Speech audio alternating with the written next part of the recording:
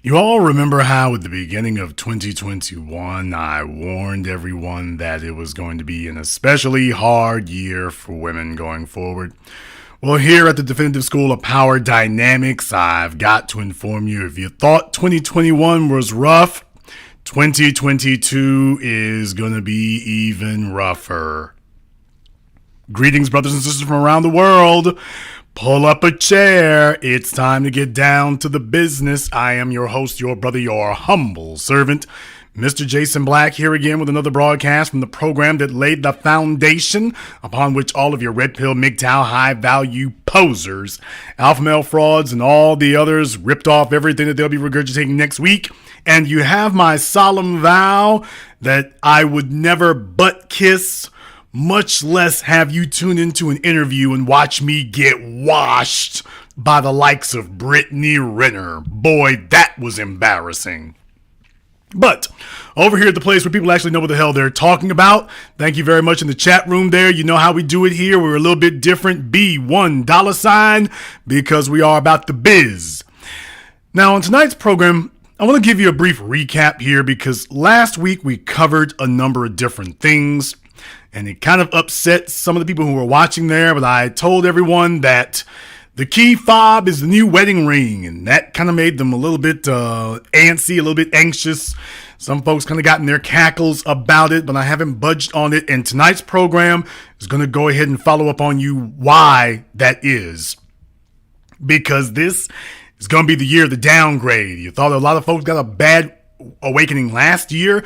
Just wait till you see what's coming. I might as well go ahead and jump off into it.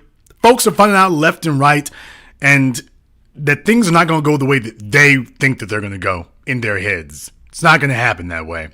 And I was warning you that if you try to ignore this long enough, it's going to have some horrible side effects for you here. And none other than our good friend Tiffany Haddish, who we've been talking about and whatnot, and saying you can try to keep up a stiff upper lip if you want to, but it's very, very clear that things are bothering you. Well, sure enough, that caught up with her there.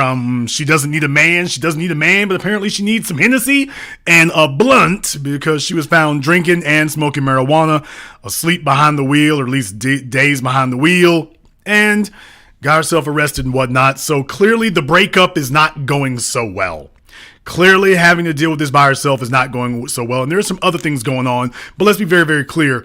When you have things like a death in the family, you want a man with you. If you are a female, you have a death in the family, you have some family issues, you want an actual man next to you.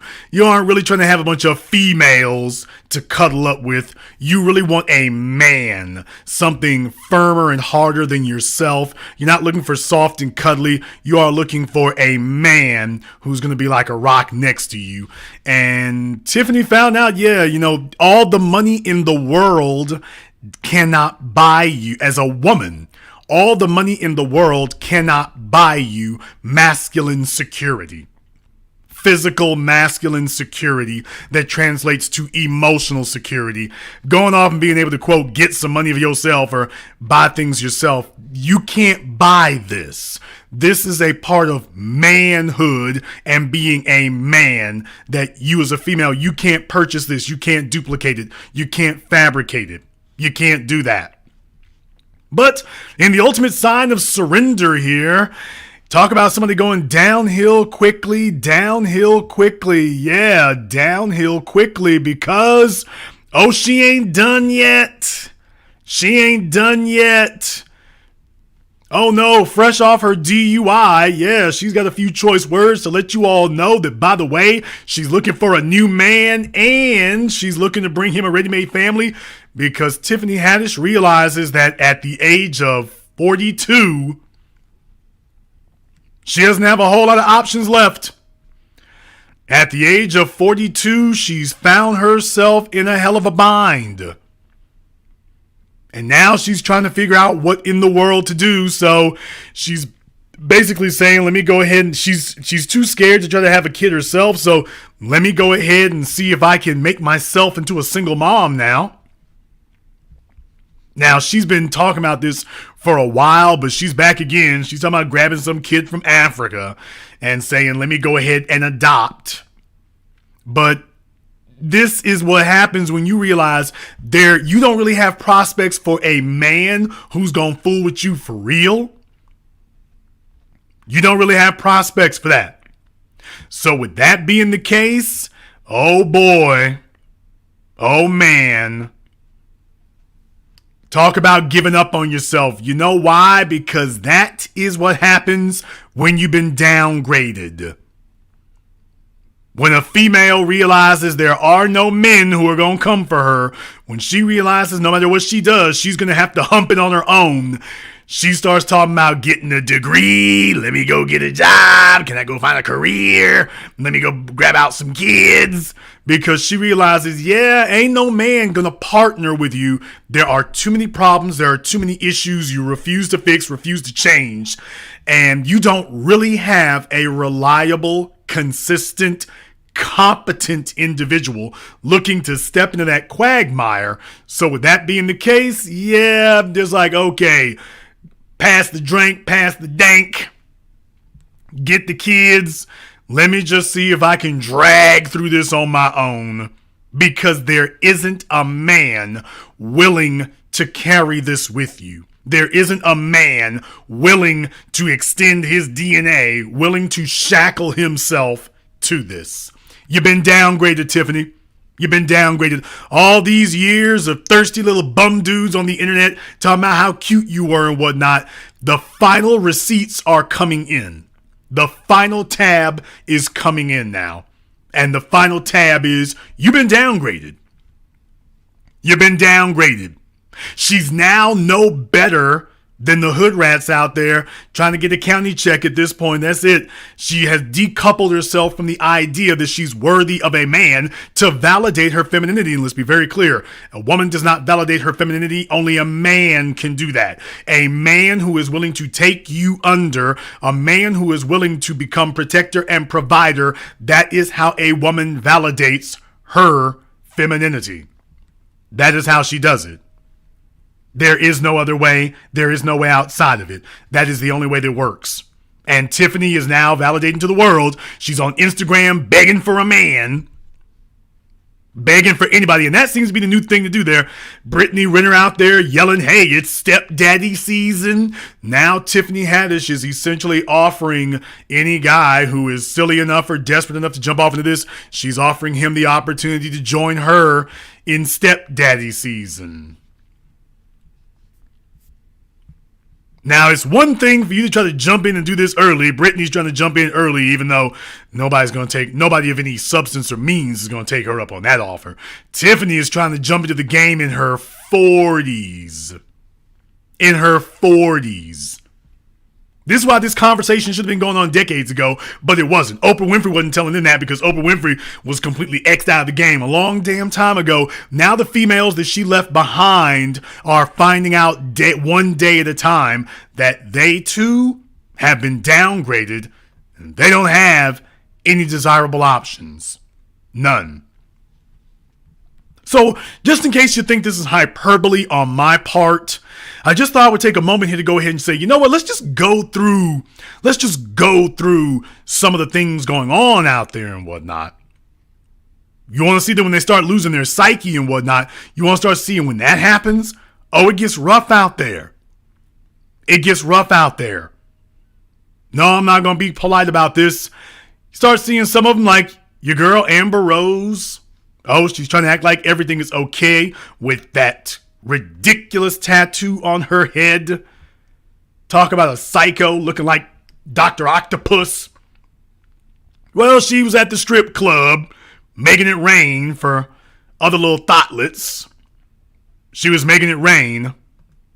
Well, I couldn't help but notice things. You know, I think you've been downgraded there too, Amber. You got a fistful of dollars. That is a fistful of dollar bills. Yeah, boy, I guess having to take care of A.E. Edwards over there, I guess that's kind of rough on you. I guess that's kind of rough. Well, in any case, take a look at what was happening there. yeah, if everything's going so great, to me, it's not looking so fly right now. She got you thinking she moving big dollars, and okay, you sitting in front of Amber. First of all, why would you want to be in front of Amber if you shaking your butt cheeks? But the next thing is, all you're getting out of her is dollar bills. All you're getting out of her is dollar bills. That is it. That's all you're getting. So if this is supposed to be fly and this is supposed to be flossing and this is supposed to be getting folks' attention, by the way, if this was a dude with a handful of dollar bills, all right. Well, when Amber wasn't doing that, Amber was getting together with other people. Now, I recognize Noriega there. And then I see her sitting around the table with a bunch of other people. Nobody that she's involved with. No one who is looking to take care of her. No one who's looking to make her life easier. Nothing like that occurring at all. Nothing like that. And this is not an isolated case. I want to go into the details here. But before I do, everybody watching here live right now, you know we're going to be burning a lot of folks here tonight. So do your part about this. Go ahead and hit my likes for me. And definitely make sure you share this. Because while other folks out here are letting thoughts come and mop the floor with them, we're the place that's going to set the record straight. So go ahead and make sure you hit my likes for me. So Amber Rose has been downgraded, and one of the signs you've been downgraded is when you realize, understand something. Downgrading means that you have been moved into a category where you are isolated, you are alone, and you are not in the company of a man who is going to provide anything for you. You've been downgraded. Follow the man and with the resources, and you can see what trajectory your life is in. Well, this is the trajectory that her life is on. You can see what's happening now. 38 years old, and the game is already over. Of course, for her, it's been over about a decade, but 38 years old, and the game is already over. She might want to hold on to some of them dollar bills a little bit longer. Her and Black China might be needing them a little bit sooner than you thought it was going to be. Figured I'd go ahead and check on some old thoughts here because, like I say, we want to go ahead and make sure we followed up. There might be some names you all have forgotten about over the time. So, yeah, there she is, Evelyn Lozado. Anybody remember Evelyn? Evelyn Lozado. Yeah, treacherous, ultra-violent, treacherous, dangerous, ultra-violent female. I mean, a vicious one. Got the nerve to accuse somebody of domestic violence, and she's on TV smacking folk up and throwing bottles, and men got to come grab her every damn week. Evelyn Lozado, and by the way, she got born again, allegedly, or whatever the case may be. Now, I want to move this over a little bit because I want you to get a good long gander at this.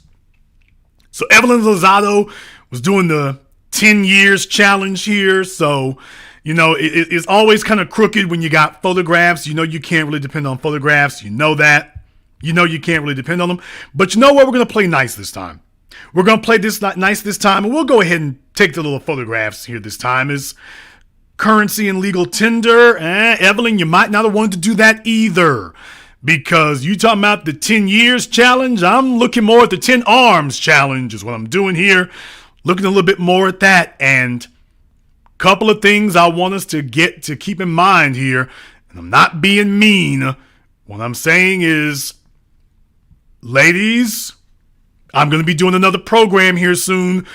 I'm going to be doing one of my seminal programs. There's going to be a milestone program.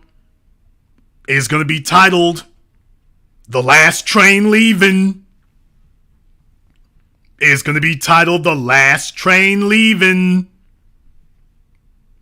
My copycats and everybody, they love that phrase so much they keep using it. I coined that phrase years ago, but I'm going to be doing a program called The Last Train Leaving. And what are the consequences of being a difficult woman, when you get downgraded on the train, you get from the luxury car to riding coach, next thing you know, you're off the train. So ladies, if you keep being difficult, your downgrade will turn into an eviction and you will miss the last train leaving. Nah, Kid and Heels Kevin Samuels is already using last train leaving. So, don't worry. In any case, you take a look here, and I'm not being mean. First and foremost, I just thought, she said aging like fine wine. First thing I took a look at was those arms. Not even going to look at them cheekbones. Not even going to look at that jawline. Take a look at them arms first and foremost. And that's called over a decade of mileage. That's called over a decade of mileage. Yeah, ladies, you want to know what high zeros on that odometer look like? This is what it looks like with a woman. This is high mileage on that odometer. No, ma'am. The folks at CarMax, they're lowering the amount of this trade-in. All right. Jason, don't be mean. I'm not necessarily trying to be mean about it, but she's the one who posted these pictures. So since she posted those, I also thought, by the way, this is a head-to-toe situation. A head-to-toe situation. The laugh lines didn't set in the red dress. Laugh lines hadn't set in completely yet. Blue dress, oh boy. Take a look at them arms, butch. All right. Take a look at that waistline. Not what it was. She's back in the old days, she used to let you see more of her. Today, not so much. Oh yeah, by the way, I see a ring on that hand on the left over there. She's still trying to use that, huh? I see a ring over there on the left. What about on the right? All right, never mind. Then you take a look at, oh boy, take a look at them cankles. Ankles and cankles. No, I'm not being mean. I'm not being mean. Evelyn was the one who is completely out of touch, and there will be a bunch of other females listening to her completely out of touch. Completely out of touch. Sitting around telling themselves that everything is just fine. Let me go ahead and move this over a little bit for those of you who can't see it behind the business watermark there. You take a look at that. What I'm saying is that, yeah, we can see the mileage. Wine is something that's supposed to, quote unquote, get better with time. Wine is supposed to be something that starts going the other way. So, by the way, if you really want to know what it looks like, Evelyn, yeah, we saw. We saw. But then again, maybe I'm wrong. Maybe there are not all the necessary signs there, but I saw a few more. Oh boy. Well, this looks incredibly familiar now, doesn't it? Looks incredibly familiar. I see a woman. I see a gang of kids. I don't see a man. I see her. And I guess that's her mom or whatever. You see something from her family. Yeah. You've been downgraded. You've been downgraded. Chad Ochocinco, that was the last train leaving. Chad Johnson was the last train leaving. That's it.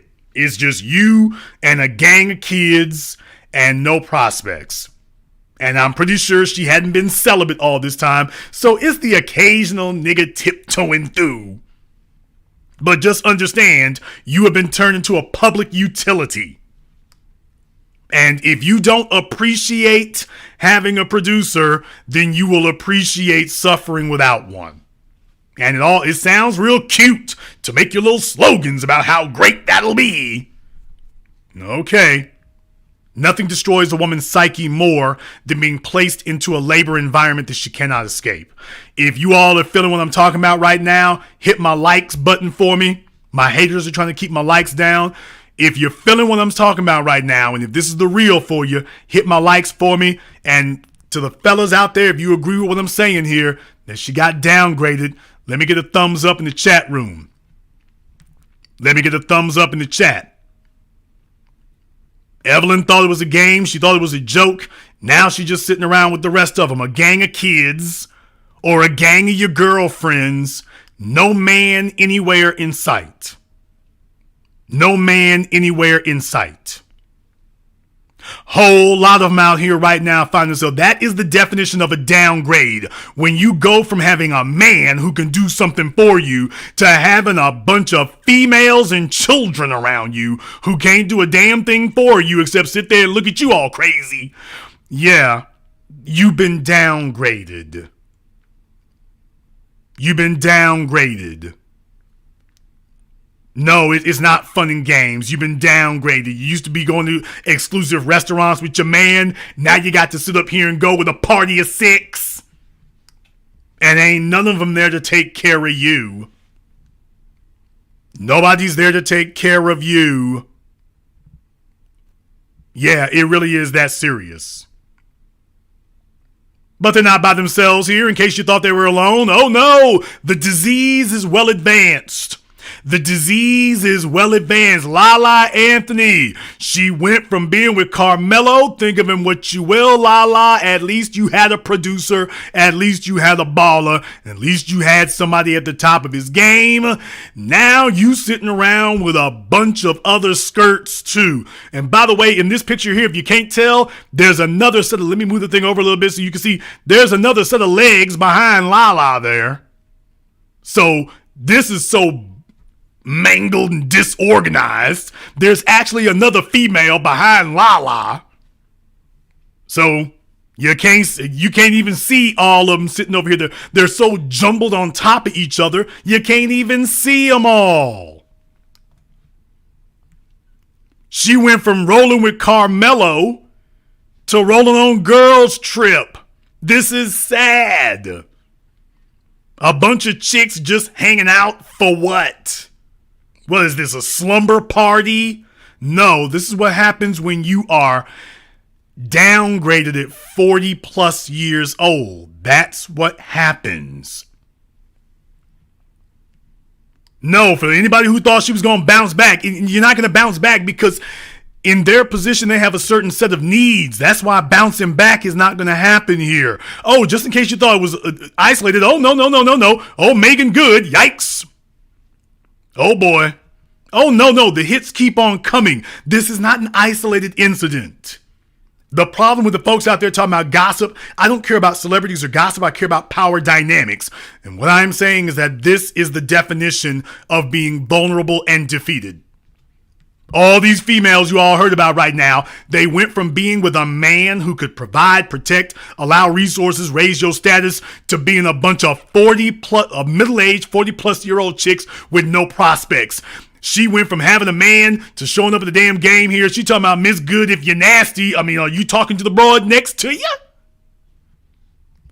I mean, is this a message to the females? Now, I know that was one of her little taglines even when she was married, but I'm just saying, you went to a game and you sitting next to another chick and this is what you saying? I don't know. I'm not going to accuse anybody of that Mimi Faust energy, but I am going to say, this ain't really looking like a good look to me. But all right. All right. No, people, I didn't bring receipts. I brought invoices. I didn't just tell you what you pay, I tell you what you owe. I give you the dimensions of seeing these things that nobody else talks about. Take a look at it. It is a very sad parade of chicks who are telling the world that they, at middle age, they was getting ready to leave the man they're with and go live their best damn life. It was an empty threat. It was a hollow threat. All you're doing now is joining the groups of other females out there with no prospects, no options, and pretending that this is clutch. No, it's not. No, it isn't. It's just sad. You cannot experience or express your full womanhood in the company of other women or children. 70+% of your womanhood is complete, unless you're really, really sick. You cannot express, over 70% of your womanhood cannot be expressed in the presence of other women or children. Yeah, that's the definition of being downgraded. It doesn't work. while I was out here checking out some of the other Real Housewives and other reality TV folks, well, I did get a chance to go check up on Miss Porsha Williams. She's got some, I guess, Nigerian dude or whatever he is. Bought her a Rolls Royce.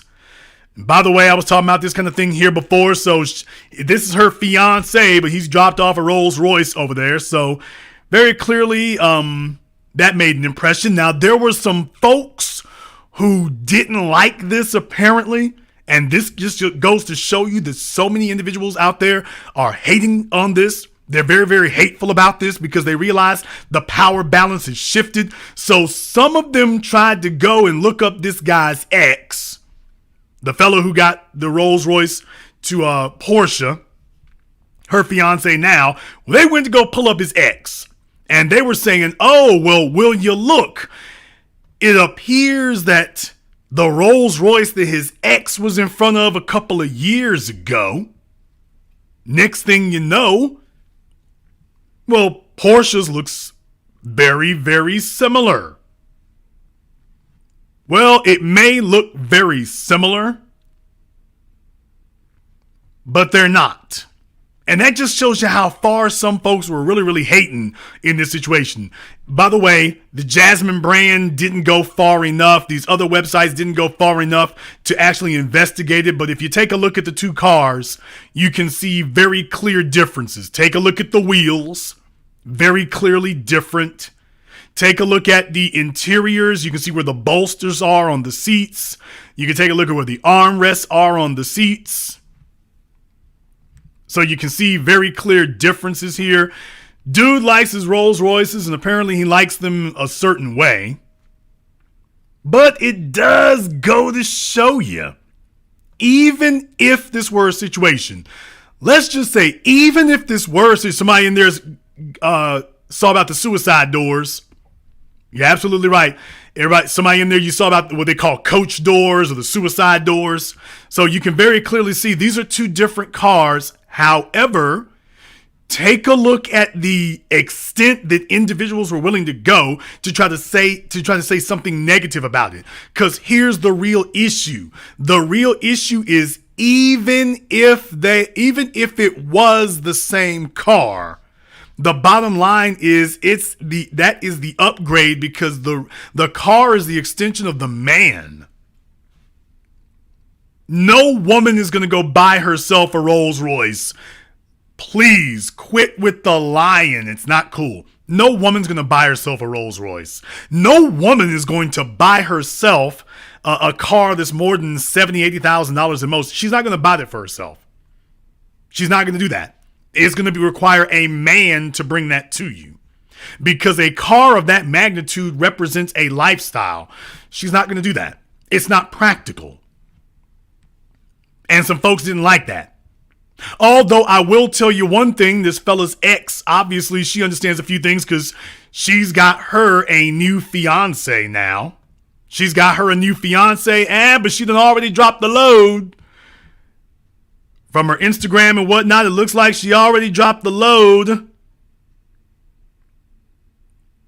Already did that. And lo and behold, she's like, oh, by the way, let me go show the world that I'm not just out here blowing out children. I didn't get the ring just yet. She talking about fiance. She hasn't been down the aisle just yet, but she got the key fob. She hasn't been down the aisle just yet, but she does have the key fob.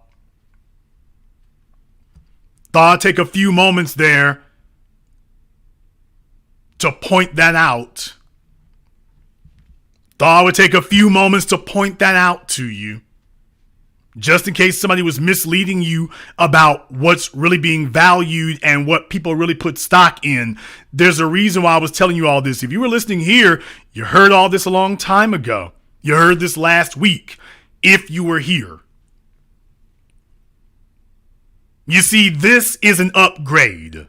I don't know what a ring does or doesn't represent. I don't know what that does. I do know what paying insurance on a $150,000, $200,000 car means. It doesn't represent nothing. Your insurance premiums are a concrete, tangible thing. They're not open to interpretation. So I don't know what a ring necessarily symbolizes, but I do know what a key fob actually means. I also know what the lack of one does not mean. And no, I wouldn't be doing my job. I wouldn't be complete if I didn't just at least throw one haymaker at old Kim K. And by the way, just a brief, let me go ahead and save my commentary. I got to come back to it in a moment. Let me save my commentary right quick. Because while I was looking up other people, I did notice something here. You know, Kim hasn't actually claimed this Pete Davidson guy yet.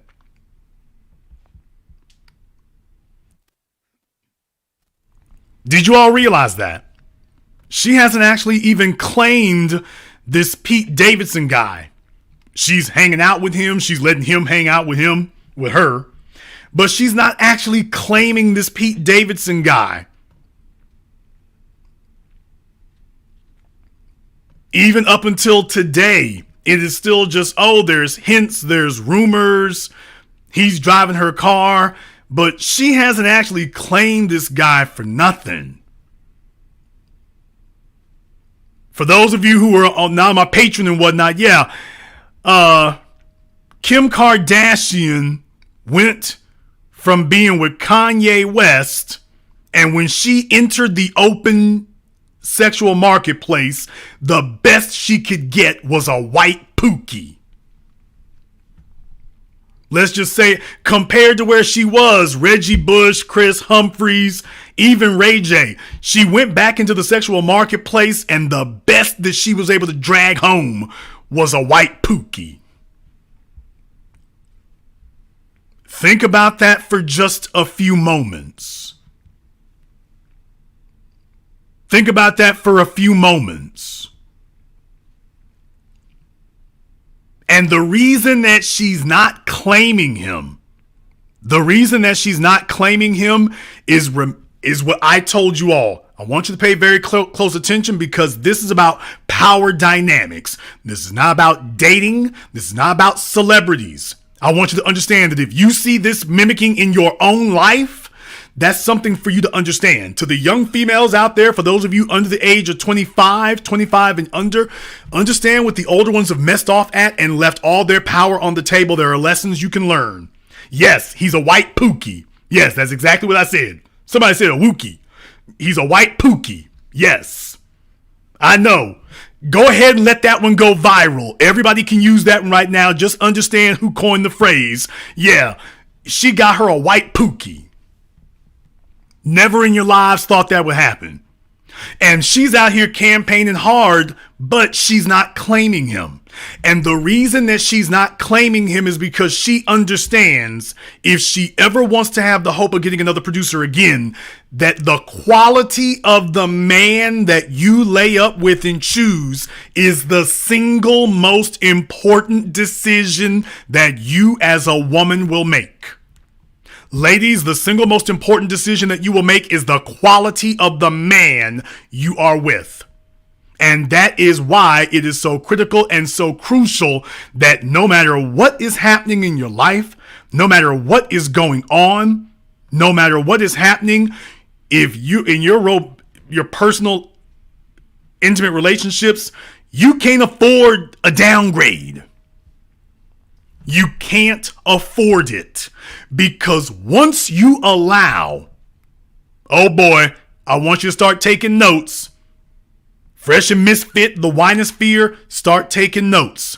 Once you allow a dude who is struggling to lay up with you, you have sent a signal to the rest of the men of the world that is the new high watermark.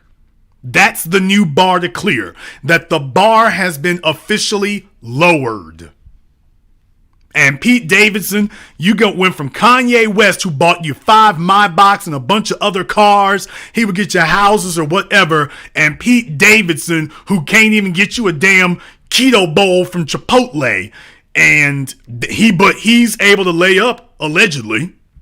Well, what is the message that sends to all the other producers, all the other multimillionaires, all the men who could finance your life? What is the message that sends to all of them?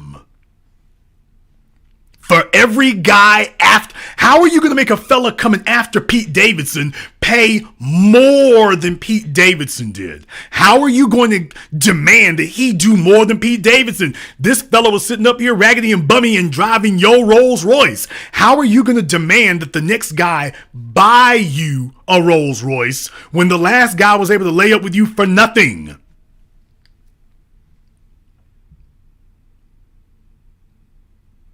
In the chat room, be quiet talking about Pete has money. First of all, you don't know what he has. What we do know is what he hasn't done. So just stop it with the self-delusion. Yes, he was a drug addict and everything else, and that is the best she could do. She left Kanye and ended up in bed with Pete Davidson. And that sends a message to everybody else what her sexual marketplace value is now. Kim Kardashian fumbled the damn ball and has now been downgraded. Nobody, someone tell me at 41 years old, think about this for a few moments. At 41 years old, who is the man who's got $100 million who is lined up ready to buy her 5 Maybachs, 5 Bentleys? Who? Tell me who that is. Who is waiting to follow up behind Pete Davidson with Kim at 41? Who's willing to step into those shoes and do that? Who is it? No, you can sit up here and talk on the internet all you damn well want to. For the folks who were talking about after she got divorced, oh, she gonna get her another fella like that. Yeah, we see what in the hell she was actually able to do. She wasn't able to do a damn thing. This is what she was able to get. This is what she's eligible for now. This is it. This is it. Kanye can get another Kim. Can Kim get another Kanye? No. She already tried.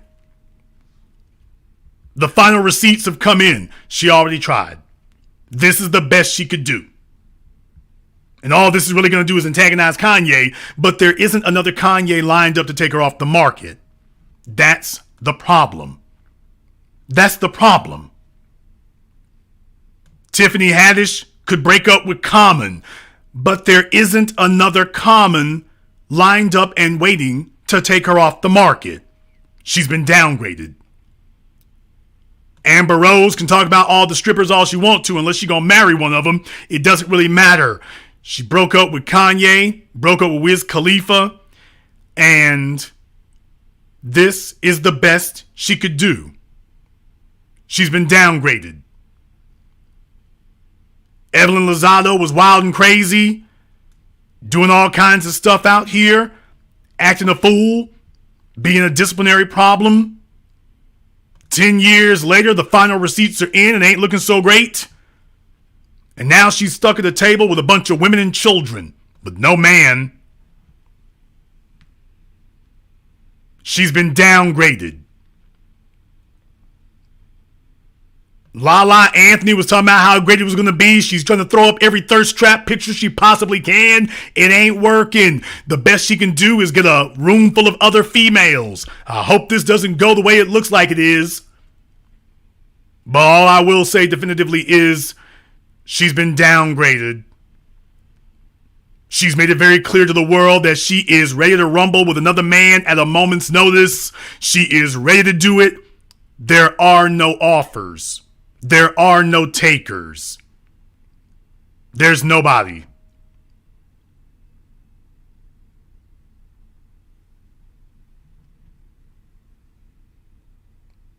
Megan Good is out here right now trying to keep up a stiff upper lip. She is trying to put up a good front. She's trying to keep up a brave face. Baby, there's nothing coming. There is nothing coming. There is nothing coming for you here at all. There's no reason for you to sit up here and act like it's going to be great. It isn't. The receipts are already in. You're 40 years old. The game is already done. You're 40 years old and the game is already done at this point. There's not going to be another fella sitting up here ready to jump up here and do a bunch of things. That's not going to happen.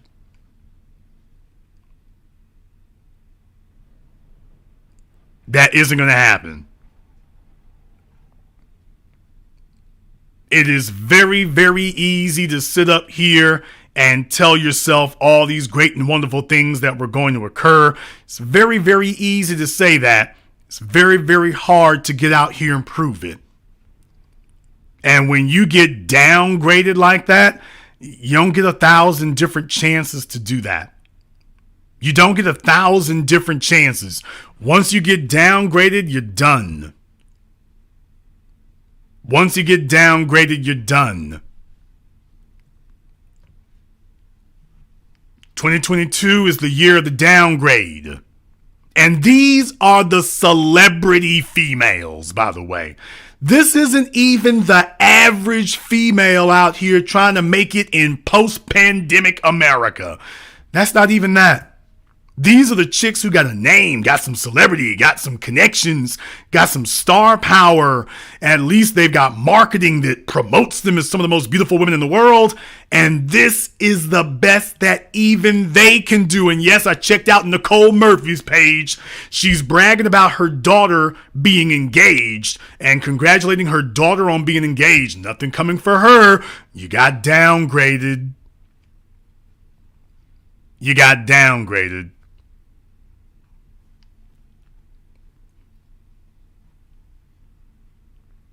The problem with this situation here is that you cannot upgrade yourselves, ladies. It's not possible. You can't upgrade yourself. That is something that only a man can give you. You don't have that option. You don't have the ability to sustain that on your own because it's not possible.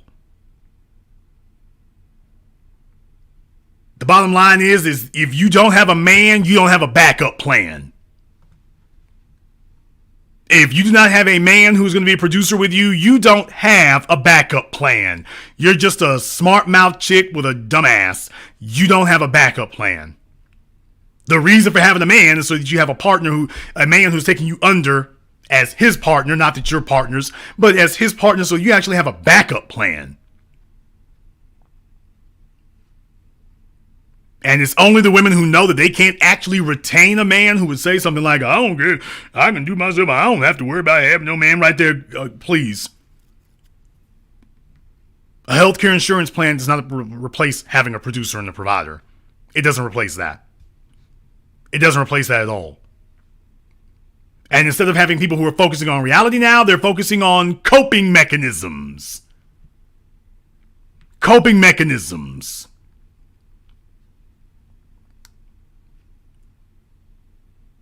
Tiffany Haddish thought that she was going to break up with Common and was just sure that she was such a hot ticket that the rebound would be immediate. I guess now we can all see how well her Instagram solicitation program went. Because just a few weeks later, we see how that happened. There's something to remember in that regard. There's something to remember in that regard.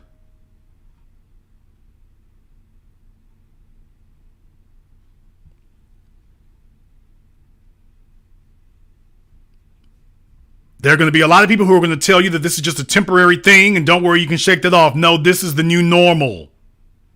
This is the new normal. This is the new normal. For all of you now, welcome to the new normal. There are simply, after 3 generations of bastard babies and boys raised by single moms, manhood is such a rare commodity today. Ladies, you cannot come into your femininity unless you do it under the management of a man who can upgrade you. Once you have experienced a downgrade, you're done. Once you experience the downgrade, you're done because there are too many females coming up in the wings. Nobody's going to backtrack and try to figure out how to get something right with you. There are too many coming up behind you. The fellow who gets you pregnant, that's the pinnacle. He's the guy who got the pinnacle of your value. I will run back to the marketplace and throw a Hail Mary. One of the programs I'm going to get ready to do here soon is going to be about the lottery. Because that's another thing that we talked about recently here. Ladies, do you realize that your ability to get a guy in the top 10% is essentially the same as your odds of winning the lottery? If you are able to grab a guy who is at that level, you've won the lottery. You won the lottery. But it's not treated like winning the lottery. It's not treated like, damn, I'm lucky. It's not treated like I've won. It's not treated like this is a 1 in a 50 million opportunity. It's treated like, man, I'm so great and I'm so wonderful. Lottery tickets just fall out my face. Instead of being treated like what it is, you are damn lucky. Take your winnings, leave, go home. Get the hell out of here.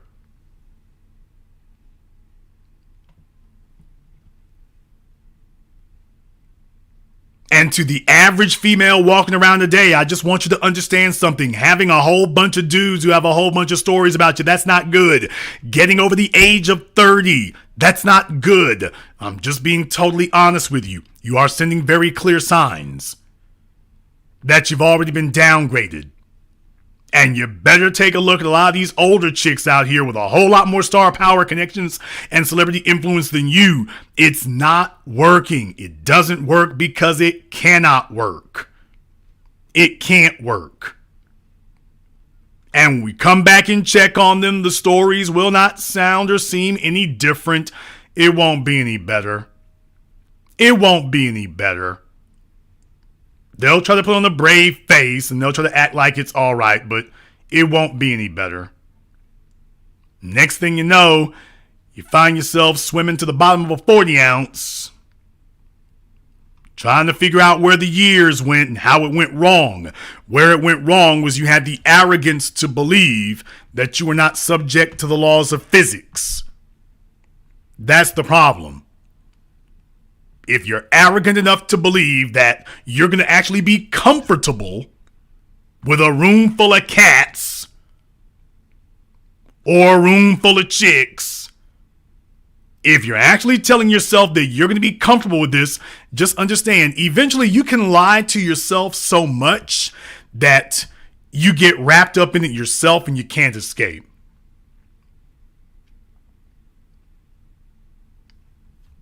You can get wrapped up in these things so much that next thing you know, you can't escape from it.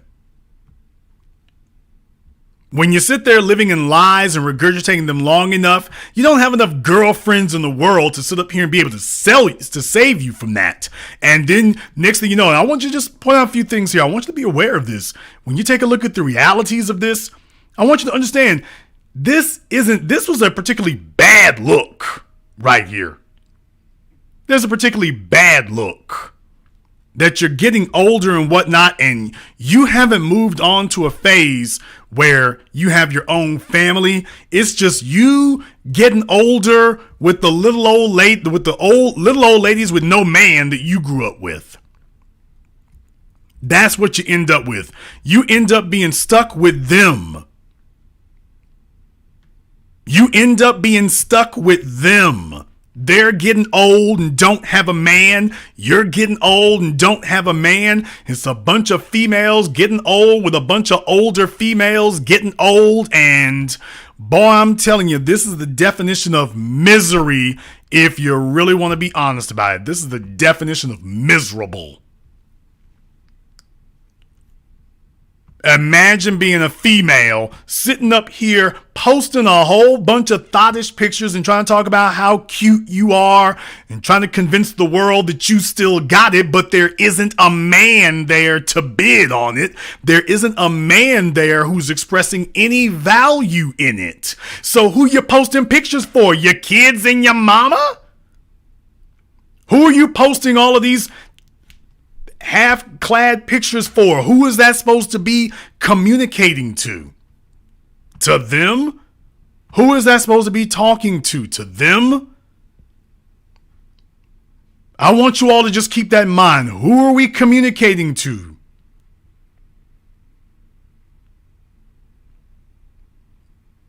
Who are we communicating this to? That's the question I want you to keep in mind. Who are we communicating this to? Who is that for? Because when you take a look around it, that doesn't look very good. That's not a very good look here to say, oh, take a look. I'm still in good shape. I still got it at 46. At 46. You can have 110,000 likes. That's great. You're missing only one like, though, Evelyn. The like from the man who is willing to swoop in and come take over where the last one left off at. That's what you're missing. You're missing that. That's what you're missing.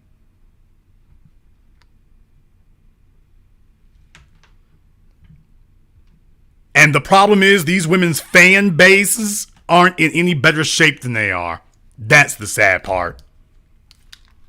They're not in any better shape than they are. It's a soul-crushing thing. It's a devastating thing to wake up and be downgraded. It's a devastating thing.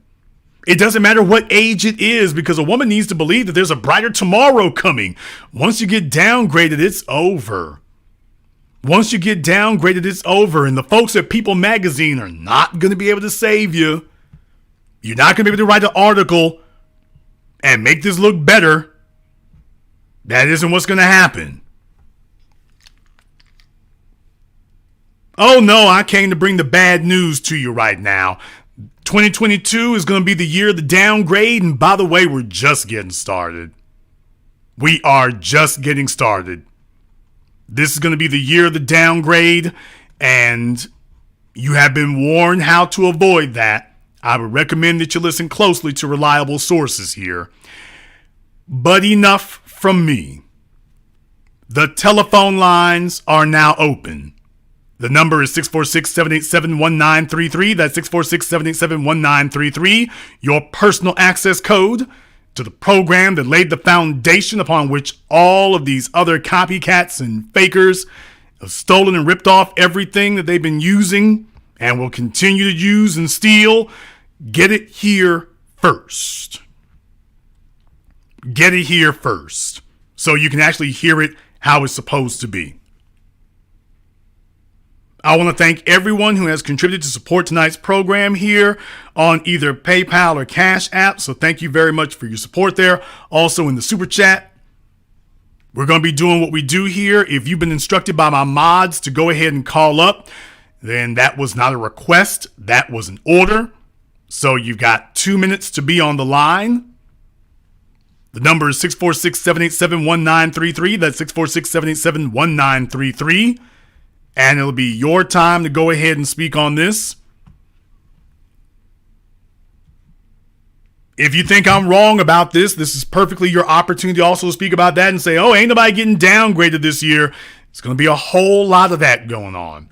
And by the way, I'm going to get to the phone lines really quickly here. But before I do, what I want to do is I want to give you a very brief reminder here. This is the consequence of not knowing or having a concept of what your price is. This is the consequences of that. The consequences of not knowing what your price is that you're never able to achieve it or attain it. When you start getting wrapped up in intangibles like your feelings or symbolism, and you start discarding other things, it all sounds great and wonderful until you have to pull the bill yourself. Then all of a sudden you start feeling a whole lot different about it. You start feeling a whole lot different.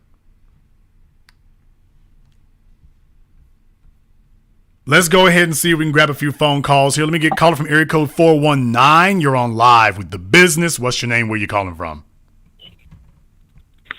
What's up, Jason? This is Joe calling out of Toledo. Joe from Toledo, what's on your mind?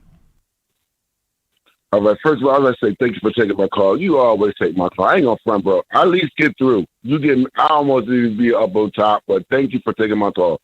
And just like you said, I like how you had specified the specifics of this is affluent women going through this. Now, could you imagine what the women that are not as affluent, that's even older, losing out because they are difficult? And it's on a large scale with our sisters, bro. I'm sorry, unfortunately. We got women that are our sisters in our 50s and mid 50s talking about they looking for their king, their soulmate. And that's a pretty late time to be thinking about that. So that's probably because they were difficult women. I just thank you very much and for taking my call, Jason. Well, Be one. you make a very good point there, though, Joe, because a woman at the height of her abilities is really able to offer a man three things. She's able to offer him positive companionship. She's able to offer him her looks, and she's able to offer him offspring. And that's one thing when you're in your 20s, maybe your 30s. What the hell are you offering him in your 40s or 50s? You have literally essentially wiped 2/3 of that off the table already. And the third that might be left, which is positive companionship, if you're still single at that point, that's probably a result of not being a very good companion either. So, no, you are fighting at a huge deficit at that point. That is not at all where you want to be. And if you find yourself in that quagmire, you're done. Thank you very much for giving us a call tonight. Let me get caller from area code 630. You're on live with The Business. What's your name? Where you calling from? Hi, Jason. This is Nick from Chicago by way of Houston. Nick from Chicago, what's on your mind? Yeah, I wanted to bring up that these women that are out here, they are so far gone, there's no way getting through to them. I spoke to somebody just recently. She's almost 40, and she's attached to religion, saying God will provide for her, and I'm just like, okay, with that type of thinking that you had before, isn't that what got you right here now? So shouldn't you do something different? It's so bad that she's flying herself out to places where people, she told me she flew herself out from the East Coast to Texas, and she was supposed to get paid for something. Some dude she was talking to, the guy just ran her through, and she spent money, and she's struggling, and then she had herself back, and she said she didn't know what was going on. It's really ridiculous. I'm like brain dead. But aside from that, the program that you said on your Patreon the other day too, where you said the men at the top are all the same, while I'm not at your level, I've reached my own level of success, and I can tell you, it wrecks some people when you have to kick them to the curb. Because I kick somebody to the curb, they'll hit me up on different numbers. They're like, hey, can you be in a relationship with me? And it's kind of crazy. So I'd like to thank you for that, because you've helped me better on that path and getting there faster. Well, I'm glad to hear that, because the whole reason why you have this really futile red pill so-called community now is because when you have a bunch of powerless males dealing with a chaotic situation, that's going to just breed nothing but turmoil for you. When you're actually not powerless, then when you encounter these situations, you're going to respond to it differently. That's going to be the real thing. When you are able to respond to it differently, that's going to be what you're looking for. So I want you guys to have that in your heads. I want you guys to have that as a foundation for yourselves. Because the truth of the matter is, you're in an environment now where there's so much influence telling people to make their lives chaotic. You're going to get caught up in that. You're sitting here dealing in good faith, but what do you do when you have a bunch of people who are being programmed around you not to deal in good faith? Now, what do you do? Thank you very much for giving us a call tonight. Let me get caller from area code 516. You're on live with The Business. What's your name? Where you calling from? Hey, Jason. This is Joe calling from San Diego, California. Joe from San Diego. What's on your mind? Oh, yeah. I just wanted to get your thoughts on I have a situation with a girl that can be considered difficult. So I'll give you a little bit of background. So I used to live in New York. So I was in a relationship with a girl, and I would say I know you talk about power dynamics. So I would say she was the one with the power dynamic in her favor. But then I moved to California. Kind of leveled up a little bit. I'm a CPA now, so I work for a firm, and I have my own side business doing taxes. So she's kind of showing more interest in me now than before when we were in a relationship. So I guess, do you think that she's can change? And well, I guess you think I should kind of be interested in her again, because the power dynamic's a little different. And also, do you think she's showing some positive signs of changing? So do you think she's able to change? And if I think a power dynamic is more in my favor now, should I be entertain her and going back to be in a relationship with her? Okay. Well, first of all, let me find out a couple of things here. How old is she? She's 28. Okay, she's 28 years old now. Right. Does she have any kids? No. Does she have any attitude issues? Because you know the list of things that I use and qualify as far as what a female needs to have. So she needs to have the youth of looks that could be a clean slate, have a good attitude, and coachability. Are there any things on that list that she doesn't have? Yeah, coachability, I think she has it. Attitude, she's working on it, but she definitely has attitude. Okay. Well, contrary to some of the things, some of y'all out there may not have the right idea about it, because here's the real thing, okay? Females are not going to judge you based on becoming, and because they have a very short shelf life.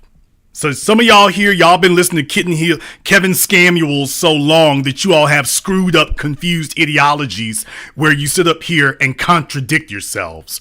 We can't tell a female not to go on potential, because there's a lot of y'all right here, you're really upset because you're nothing but potential, which means you haven't done anything. So you're trying to judge what a female's reaction is based on your potential. Potential just means you have a lack of results. So you're sitting up here telling yourself, well, I know what I'm doing. Yeah, but she can't judge based on potential. She's got to judge based on what you have. So if she's giving you an opportunity to demonstrate that and it doesn't happen, you can't decide what the timeline for her will be. You can't decide that. Now, how long ago were you two dealing with each other?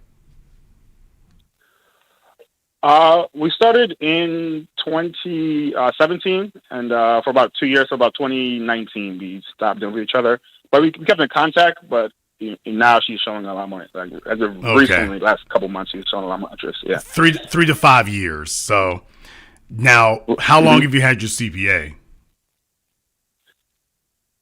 I actually got it right when I moved to right before I moved to California. So I got about end of 2018. Okay. Well, I'm wondering what your attitude was. I'm wondering what your confidence level was. I'm wondering if you seemed aimless. I'm wondering if you seemed disorganized, because those are all going to be things that play and factor into it. The other thing is your ability to do anything. I mean, if she's from New York, where specifically in New York is she from? Well, she lives upstate New York, and in like Orange County, actually upstate. But I used to live in Queens, and then I moved over to Long Island with my parents before I moved out here. But I met, but she was always down in the city, though, the city, New York City area. But she lives in Orange County, New York. Okay. And why is it you wanted to get with her in the first place? Well, it was, mostly because of looks. I mean, she was probably at that time I would say still today too, one of the better looking women that I've dealt with. So that was, that was the biggest attraction, was her looks.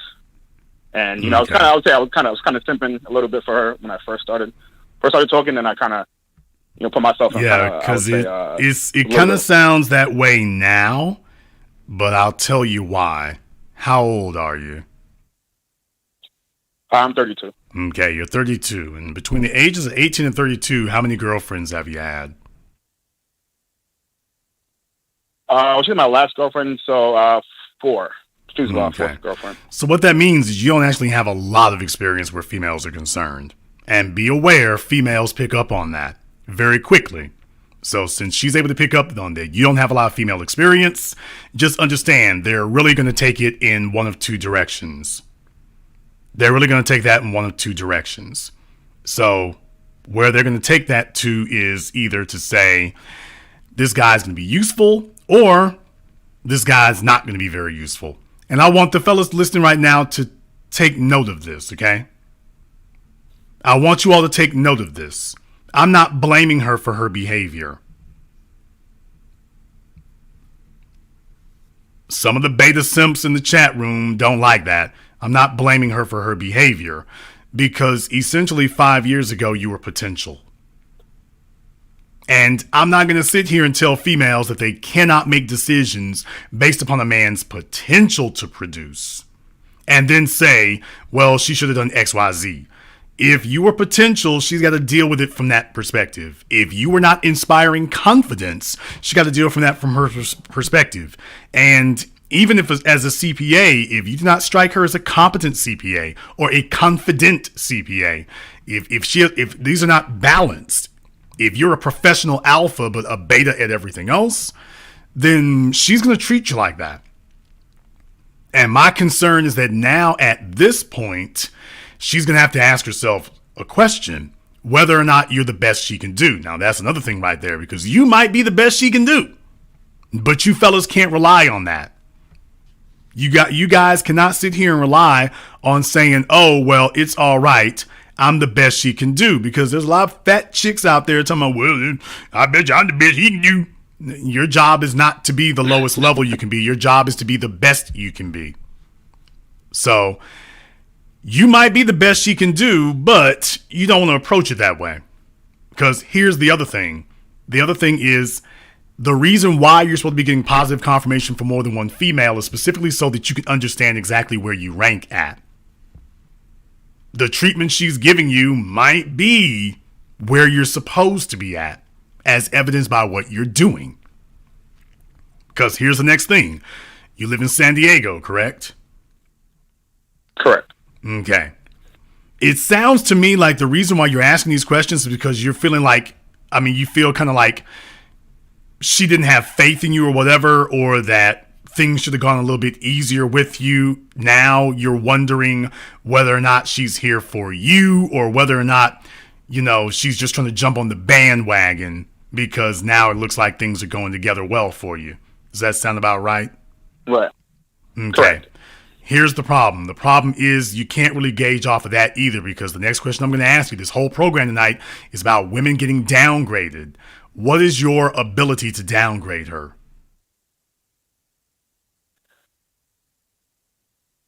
Well, I guess I wouldn't have a direct ability to downgrade her. Listen to the silence. Yeah. Listen to the silence, everyone. When I asked that question, by the way, did you hear the silence? Now, that's something I want you to keep in mind there. Did you hear the silence? I'm saying that for a reason. It's very easy for you to get offended with her, but if you're not taking the lead, you have no idea what you're comparing it to.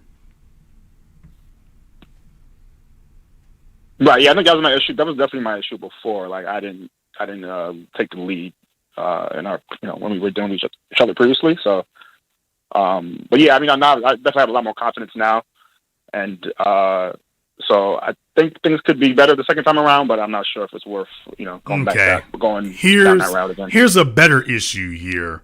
What are you moving like in California? She's literally on the other side of the country. If she were any further away, she'd be in the Atlantic Ocean. So what are you doing in San Diego, man? How are you moving down there? Well, I'm kind of just doing my thing. I'm not. Okay, you're not doing your thing. You're not doing your thing where the women are concerned. So let me try this again, as far as the ladies are concerned down there, because you're trying to entertain the company of a female literally on the other side of the country. I can't believe I've been to California many a time. There's no way in the hell it's that sparse down there. So if you're still focused on your prospects with her, what that tells me is you are in a dry spell in California. What you doing out there, man? Oh, it's not that I'm in a dry spell. More so, she's a nurse, so she was thinking of travel nursing to come to San Diego specifically. That's kind of why I brought up that question with you. But but yeah, I don't have any real prospects right now. So Thank you. Okay, he's doing all this babbling and stepping around and jumping around. He evaded the question when I asked it. He goes talking about her and what she's doing. I asked you about your situation there, and you deflected back to her. So just understand, you're already giving yourself away. You're not moving no weight out there. You don't have anything going on. The women in San Diego are not impressed with you. And that's why you are leaving your options open to her. I can see it different if she has some special technical skill for your business. That's not what's happening. You're in a dry spell. You've been in a dry spell. You've had 4 girlfriends, which for you is 1 every 3 years, although I'm pretty sure it's probably been longer than that. You're probably counting somebody who's only there for a year. So my point is, you don't have a lot of experience. You don't have a lot of mobility concerned. And the women there are not impressed with you. And that's the reaction you're getting. So what you're doing is you're leaving yourself open to just the one because you have not demonstrated the ability to attract the many. And California and New York have a lot of similarities. So if you ain't moving very well there, you wouldn't be moving very well in New York. So what you're really trying to do is figure out how to rework yourself for the one who will take you rather than improving your values so that you can start having more options. And once you have several more options, by several, I'm talking about 4 or 5, then you can start weighing her against all the others. That's the real thing to keep in mind. Whether or not you can weigh her against all of them. When you have the ability to sit there and say, okay, let me go ahead and stack her up against everything I'm eligible for. If you have 4 other females and you can actually put her and compare her to them, because right now you don't have anything to compare her against except the females you were with 7 and 8 years ago.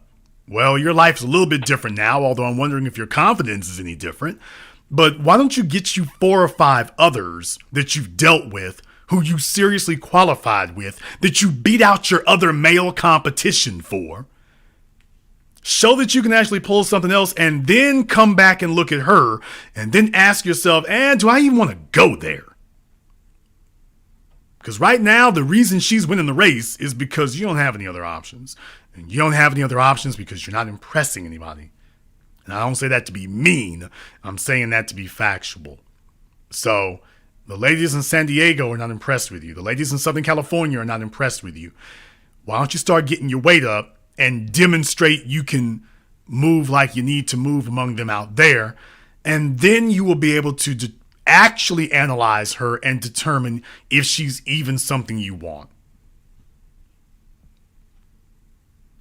Okay, yeah, I got you.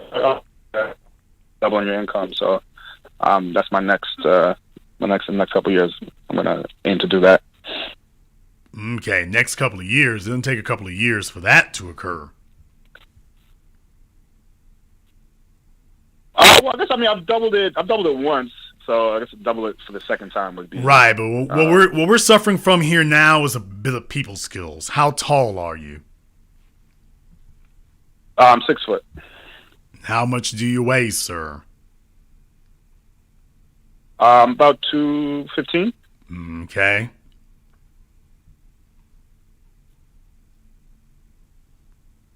Any issues? No. You mean like health issues, or are you up to code for Southern California, sir? Well, I mean San Diego. Okay. Actually, you probably know that. Yes, black population sir. Are you physically up to code to be influential with the women in Southern California, sir? Oh yes, I am. So you mean to tell me that if I took your shirt off and sent you to Ventura Beach at 6 feet 215, you gonna make the cut? Well, I mean, it was a little stomach there. Okay, there you go. All right. But as far as like my arms and stuff, all right, there you go. So what I'm saying is that lack of confidence I keep hearing, it stems from somewhere. And what I'm saying is this is what you're telling me on the phone, and this is how quickly I picked that up. How quickly is this going to fall apart in real life? So what I'm saying is these are all side effects and indicative of why you're getting the results you're getting. Get your act together in that regard, and things will start looking differently. Because once you realize that you are fully balanced, then you're going to deal with other people like you're fully balanced. But if you lack confidence and there's holes in your game and it's not right, that's going to be different. So you're in a place, bro. Look, I'm from Louisiana, okay? So we ain't got standards like that, okay? We don't. But if you're from California, New York, Florida, Atlanta, y'all got a code, man. There's a code, especially in California, New York, and Florida. There's a code, man. There's a code, and you got to be up to code. So the places that have beaches or have multi-billion-dollar resort developments, you got to be up to code, man. Otherwise, you're going to be left with whatever is left over in front of the front door. That's all you're going to be left with. So you realize where you're at, man. You're in San Diego. You know you're off code. You're in Southern Florida, in Southern California. You know you're off code. You know you're not up to standard. So get up to standard, and then you can start, once you start talking to a different breed of female, or at least demonstrate you can get what the standard is, then you'll start asking yourself, is she really the best I can do? Gotcha. That'll be the next thing for you. I want you to get yourself together so that you can start asking yourself, is this really the best I can do? But bruh, California got a code. California got a standard. And you know full well if you up to code for Ventura Beach, Manhattan Beach, or whatever, you know full well if you up to code. And if you're not up to code, get up to code so you can start moving like you need to. And then you'll be able to weigh her against that. Because right now she's winning because there's no competition. Let's start seeing what happens when there's actually some competition. Okay. Yeah, that definitely makes a lot of sense. I want you to give me a call back in 6 months. 6 months. Will do. It'll be summertime by then. Yeah, yeah, exactly. Extra motivation. I'll be waiting to hear from you. No, I got my numbers straight on that. Let me get caller from, what is this, country code 442. You're on live with The Business. What's your name? Where you calling from? Hi, I'm Simon calling from London. Simon from London, what's on your mind? Just similar to what the last caller was saying, got a situation where I split up with my mother of my child, and we were living together, and then a few things happened where she tried to get me evicted from my house, and then the police ended up removing her. And then since then, I've been doing the whole peak value thing, trying to work hard and get myself together, and managed to get myself another property. And since then, it's been like ongoing for about a year and a bit. She, every now and again, she keeps driving past my road in like a Bentley. And I remember, like, in your last broadcast, you had like Bentley's like the new key, the Bentley that the keys, the car keys like the new ring.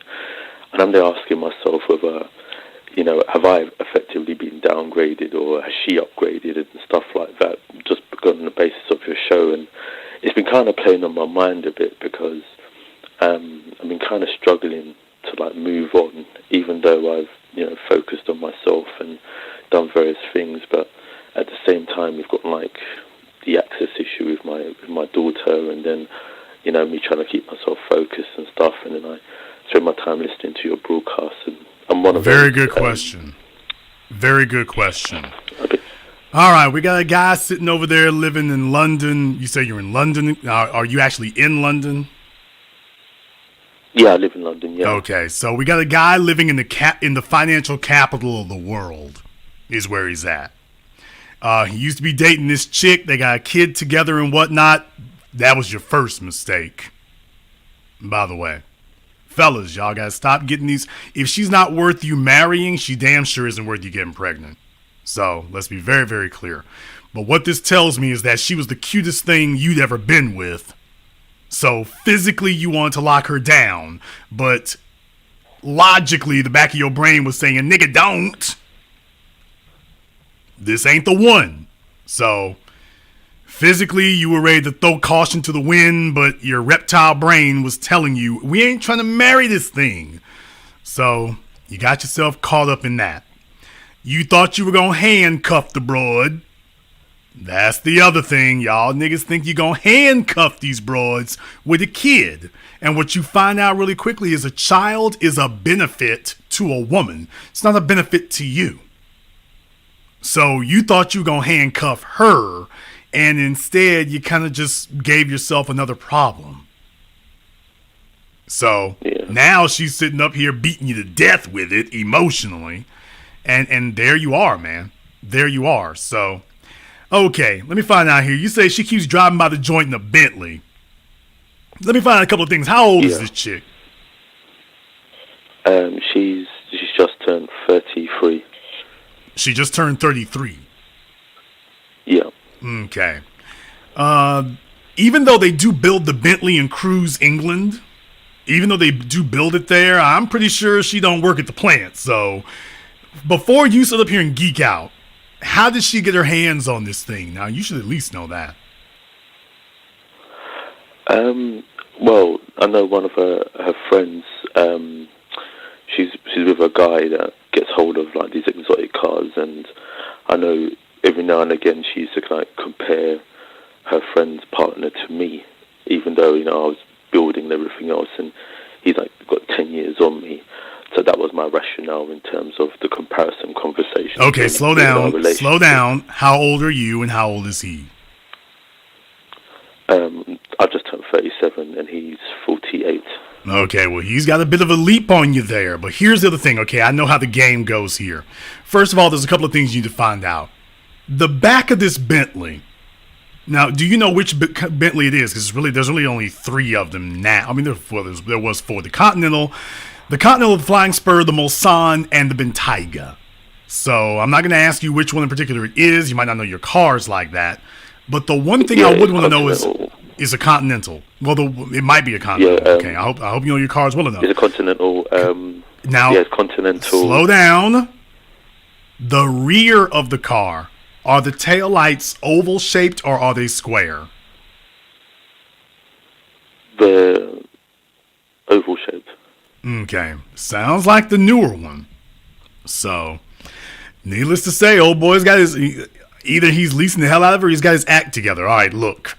The bottom line is she done got her a fella whose paper's straight and he's flexing and using it. Now, you know what he isn't doing? He isn't marrying her. Mm-hmm. Did you hear what I just said? Yeah, I did. Okay, what he's doing is he's showing you young fellas that the formula I told you all about, it works.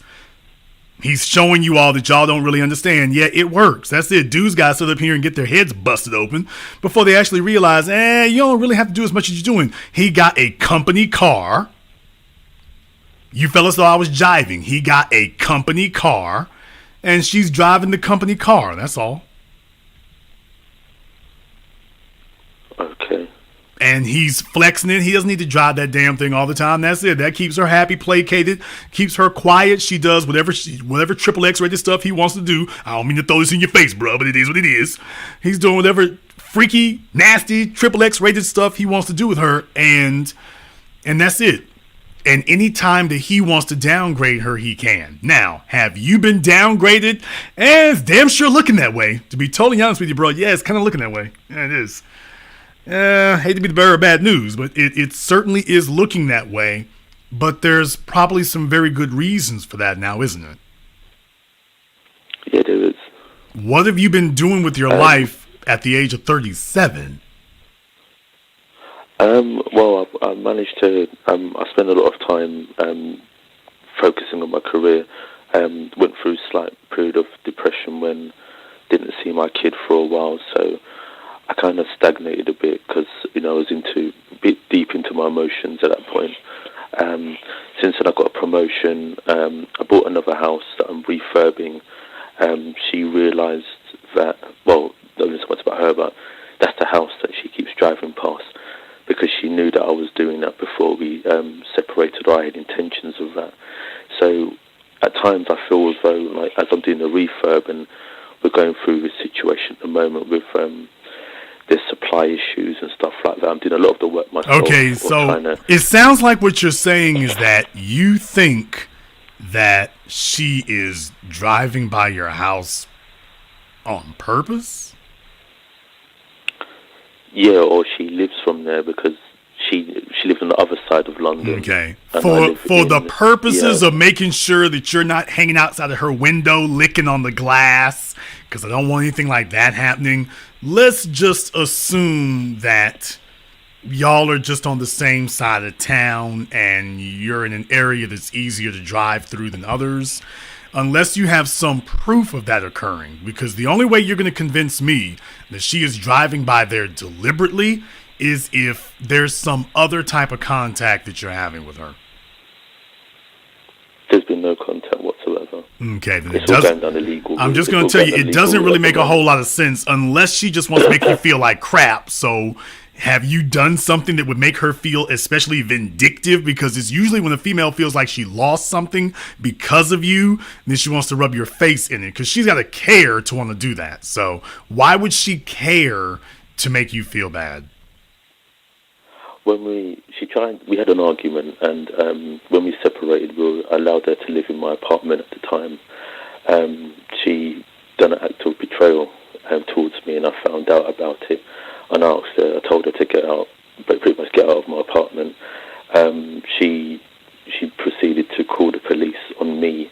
And when the police arrived, they asked me, she'd made all these accusations, and they asked me if I actually entered the property. I said no. Okay. Oh, brother, we don't need the blow by blow of it, but long story short here, what you're saying, it is possible, I suppose, that it is possible that she would be concerned enough to want to do that. I mean, if you kicked her out, which is not the easiest thing to do, by the way, but did she already have the child by then?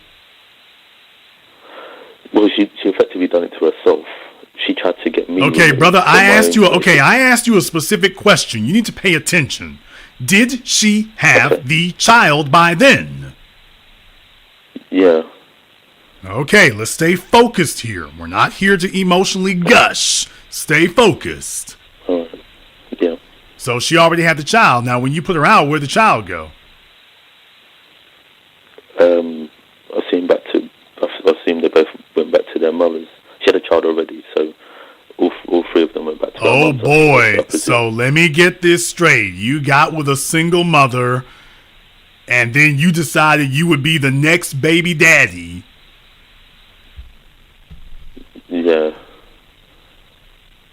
Yeah. On hindsight, I realised I shouldn't have done that, but yeah, it's the type of man I was at the time, isn't it? How do these fellas get themselves into these things? How they get themselves into these things? So you done took somebody's 3 or 4 time loser baby mama and done, okay, let me do the most. You weren't even as smart as the guy she with now. Old boy was like, look here, yeah, you can drive this Bentley to keep you quiet, but I'm not marrying you. I'm not getting you pregnant. I'm not doing anything that would make me permanently shackled to you like them last 3 dumb niggas. So, like I say, bro, yeah, she probably is right now. I mean, because she probably doesn't have any. I mean, what does she do for a living? She works, I think she's a business analyst. Okay, that doesn't mean anything. So she could be going by there. She could be going by there to mess with you. I don't know. She could be. Here's the real thing, though, man. Right now, you don't have anything going for yourself. There ain't nothing really moving. There's nothing really happening, and that's what you need to focus on. You need to focus on getting yourself together. Have you been downgraded? Yeah, you got downgraded by yourself. That's who did it. Yeah. Because, right, understand, a female has options that you don't have as a male, man. She's got options that you don't have. So if a fella is just looking for somebody to lay up with and whatnot, she can do that. There's no females looking for a dude to just lay up so she can take care of him or give him any type of gifts for that. So she's got options you don't have. So you can't compare those two things. So yeah, she can go OnlyFans or Instagram and find a dude who's willing to do what this guy's doing. What she's not going to be able to find is somebody who's going to take care of her and all them kids. Now that's what she's not going to find. She's not going to find somebody who's looking to get her a Bentley and take care of a busload of kids. So she's flossing on you. She's stunting on you, but she ain't stunting on anybody else. So what do you suggest I do? Dude, you need to get your damn life together. That's what you need to worry about. That is not her Bentley. That is not her car. She is with this dude until he gets tired or bored of her, or until she does something that makes her an inconvenience to him, and then he's going to yank her out of that damn thing and put somebody else in it. But that's not your issue, because right now you worrying about what she's doing. That's not really a concern for you. That really, really isn't.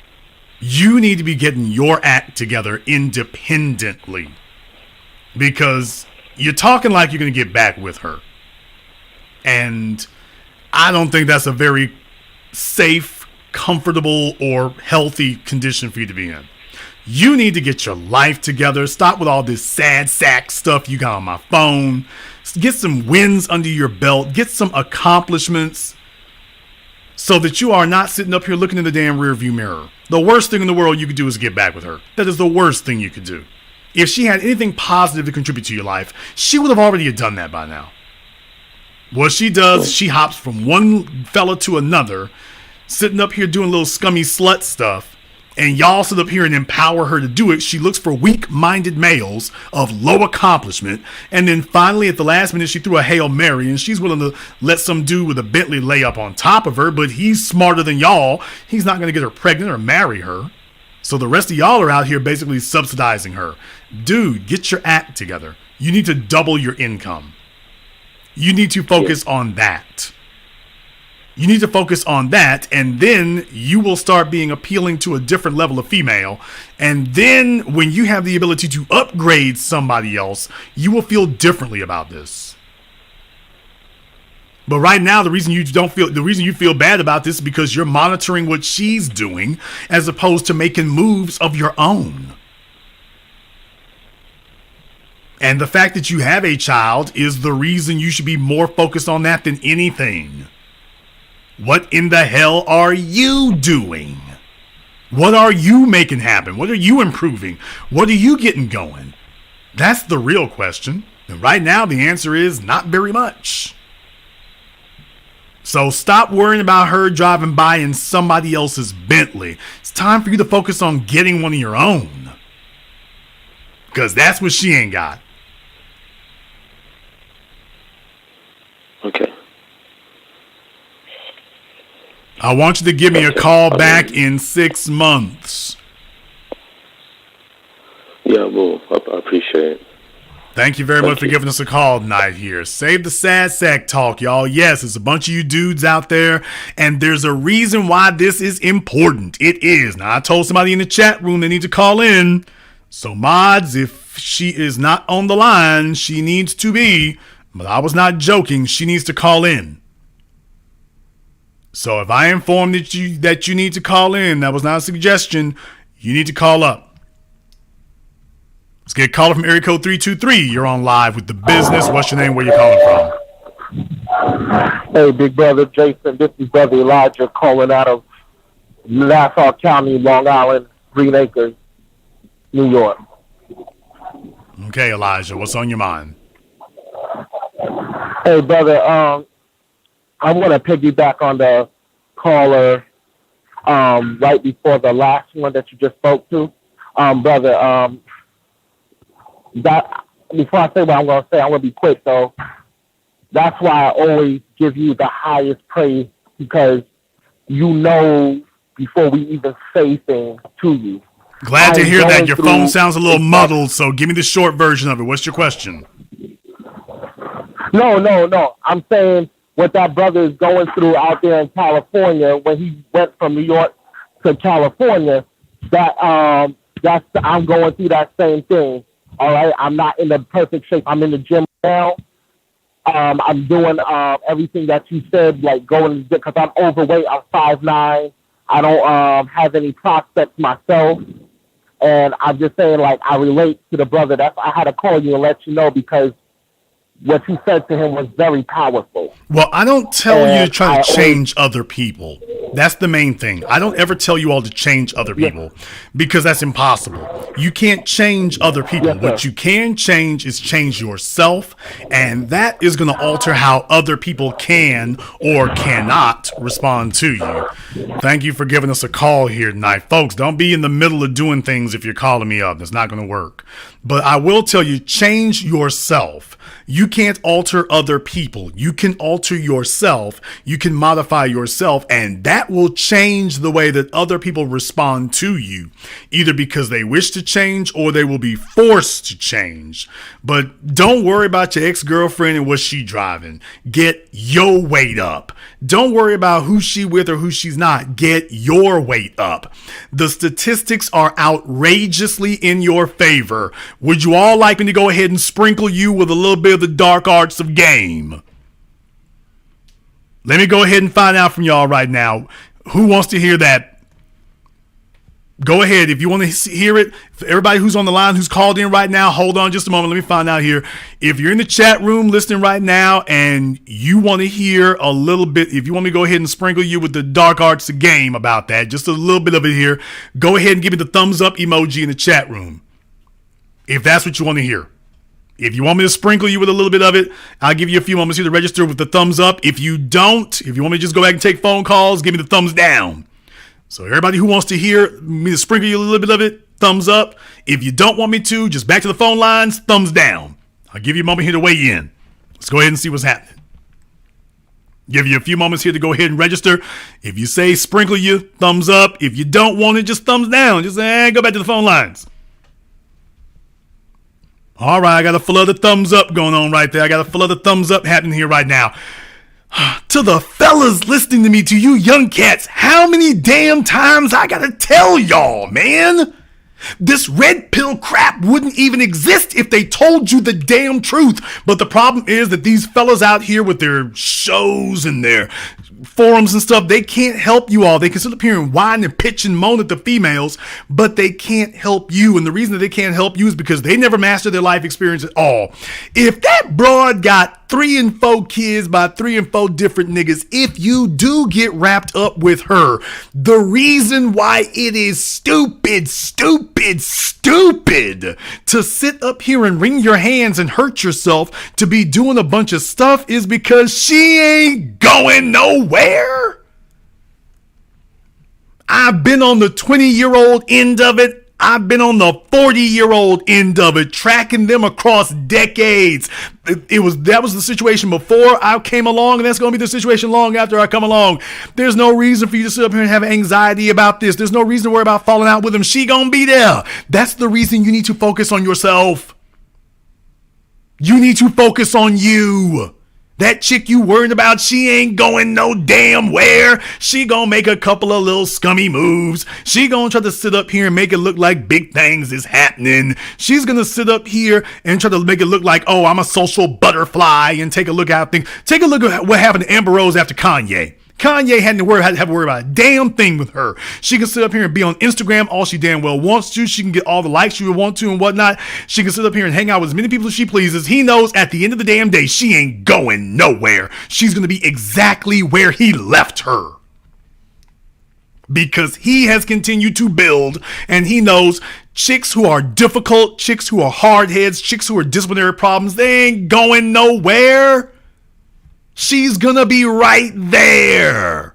Bruh, she's rolling. Even if you do believe that she's rolling by your house in the Bentley, that means you're still in her mind. That means she obviously understands she can't really do a hell of a whole lot better. She's still focused on that kind of attention, if you actually believe that's the case, and I'm not convinced that's the case. But even if it were, that's all it would be. The reason why it's silly for you to focus on that is because you need to build yourself up, because even if you wanted to go backwards, or even if you wanted to dabble with her, give yourself the option, but you got to get your weight up in order to do that, because otherwise you're at her level. As long as you're at her level, you can't toy with somebody who's at your level. You got to be the big boys up here to toy with them if you want to do that. She's not going nowhere. She's not going anywhere. They never do. They never do. That's the reason why I was bringing you all back for this right now. They never do. They get older and they tell themselves that they're fine wine and they can put up little Instagram pictures and whatnot, and they can sit up here and go pose in front of cars they don't own because for some dude who was laying up with them and whatnot. Okay, it's just his turn. He understands that. But when the game is over, the game is over. She ain't going nowhere. She wants to be the star of her own little drama, but at the end of the day, she's not going anywhere. Fellas, get your weight up. Get your weight up. Do what you need to do. Focus on you. Get that income to double the 2 times I've told you about. Get your income to double so that you got a bunch of options. And so if you ever do decide that you wish to revisit that, either for infatuation or schadenfreude, and if you don't know what schadenfreude is, look it up. But no matter what the type of situation you want to engage in, that you are engaging in it from a position of strength. But you can't do that if you are at the same low, weak, vulnerable level you were when she met you. What I am telling you is she ain't going nowhere. The problem is if you aren't going anywhere either. You're supposed to be constantly moving, constantly upgrading, constantly showing them that you can accomplish things they never thought you could do. That's what you're supposed to be doing.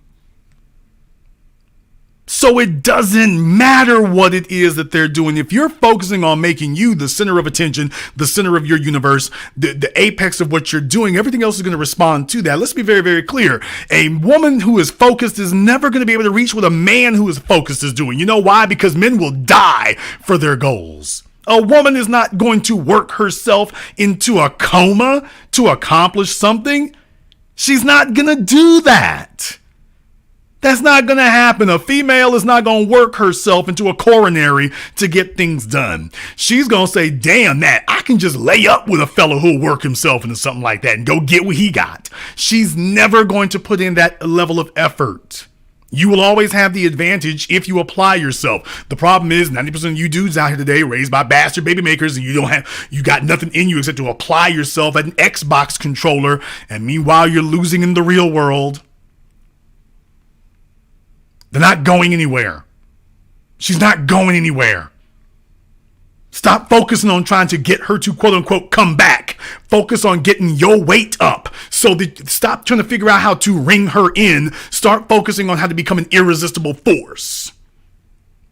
Stop worrying about being the fastest guy out there running around to try to chase people down. Become the irresistible force that things are attracted to. That's when you understand when you're really a player. A player isn't somebody who chases females around. A player is someone who attracts females, not chases them. What you need to do is focus on increasing your value to the point that people are forced to come to you because they're looking around for the most valuable thing they can find. And if that is you, they will have absolutely no choice. No matter what they think about you, they got to come fool with you. They have to. They have to. You see the world a whole lot differently when you're dealing with it from that perspective. Let me get called from area code 480. You're on live with The Business. What's your name? Where you calling from? Hey, how's it going, bro, Jason? This is Elijah calling out of Phoenix. Elijah out of Phoenix. What's on your mind? Yeah, I mentioned in the chat room about stepchildren being a part of an asset if you can get control of a mother. And I guess D told me wanted me to call and explain that. Yeah, explain that to me. How are stepchildren an asset, sir? Well, I had this one lady who she basically didn't put her baby daddy on child support until I actually told her to.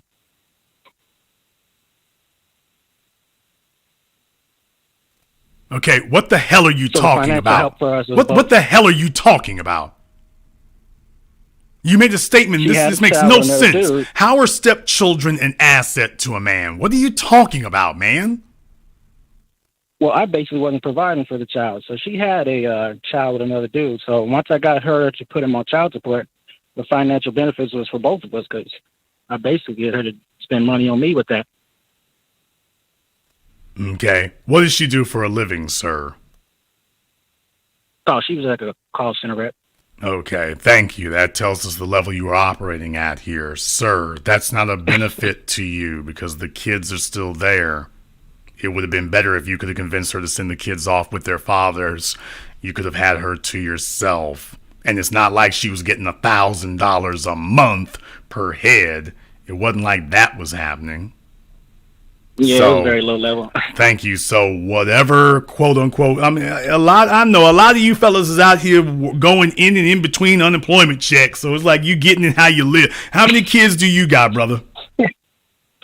I've got no children. That's why I was saying. I don't believe really that. didn't have I any don't believe that. responsibility. No. You I don't got no kids. No. You got a little Rollo out there somewhere. No. No.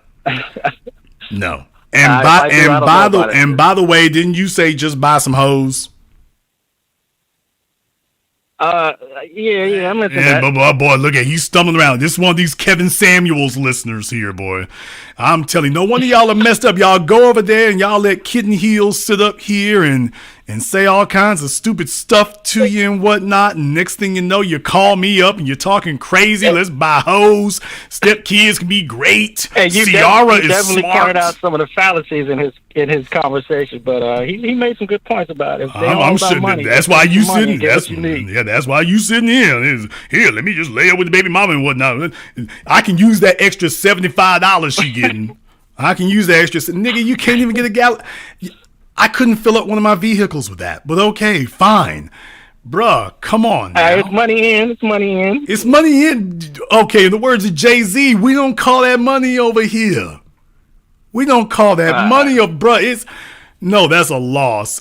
That's not even worth it. It's not even worth it. I could see it different if she was getting $2,000 a month off of him. That would be different. Bro, what you gonna do with that extra $80 a month? What are you going to do?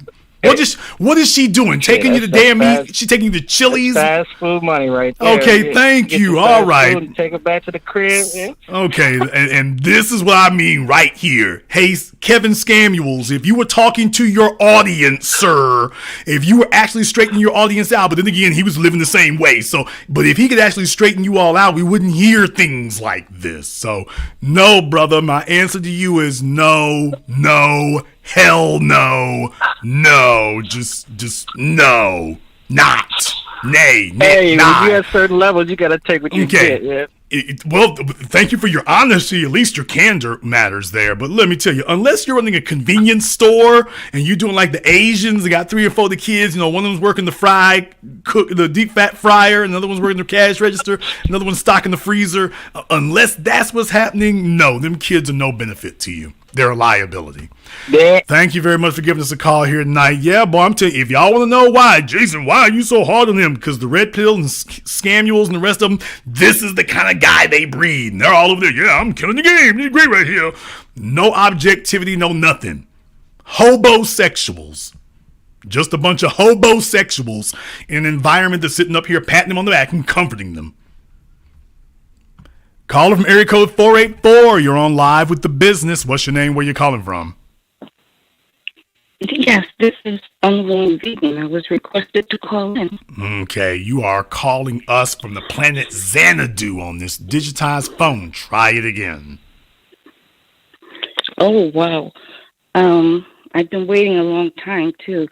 I am Unwilling Vegan, and I was told to call in. Unwilling Vegan. All right, you were told to call in, Unwilling Vegan. Why were you told to call in? I don't know, because yes, as soon you as do. I was told to call in, yes, you do know why you were told. In. You do know why you were told to call in. Yes, you do. You were told to call in immediately. I don't. Yes, you do. Because you were told to call in immediately after you made a comment. So you know what it was that you said. They always lie and claim they don't know why they were told to call in. I wish you people were less cowardly. It would give me more respect for that. It's not a lie. It's just about which comment was it that I was told to comment. The comment that you made when you were told to call in. Literally, I said it. I told you to call in literally right after you made the comment. I was certainly agreeing with what you were saying to the caller. That was not the point. That's why I was confused. You asked a question. Okay. And that was why you were told to call in. Because you asked a question. If he was fat or short? No, that was not what you said, silly. Well, it's been a while. Could you remind me what I said? He was talking about his girlfriend, and you made a comment about that. Maybe that's just when the comment hit. Okay. But could you remind me what I said? What you said was you were asking a question about why it was he was concerned about what his girlfriend was doing, or was concerned about what she was driving. Oh, yes. Oh, yes. yeah, there you go. No, it isn't that they don't know or don't remember. It's just, which one? If I play dumb, Jason might not remember. I always remember. Over a decade of this, folks, I always remember. I mean, I'm not flying by the seat of my pants on this. I always remember. That was what you said. Okay. Now, first of all, why don't you go ahead and explain to everybody why you said that? Because I thought that it was strange that he was interested in what she was driving, whether instead of what he could provide her to drive. He was just already beguiled with what she was already driving. Okay, but why do you think that is? Because people are visual. It's all about the bling. So he's very interested in that. Okay. Vegan, how old are you? Oh, way older than you. That's great. That's a wonderful thing. What's the 56. Number? 56. Okay.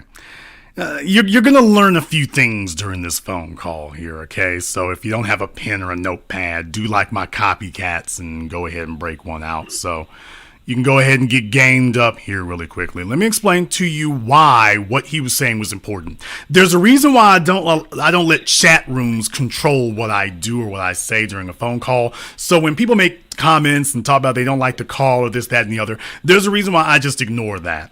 Because there's a reason why they're sitting over there typing and I'm over here speaking. That phone call from him was very important.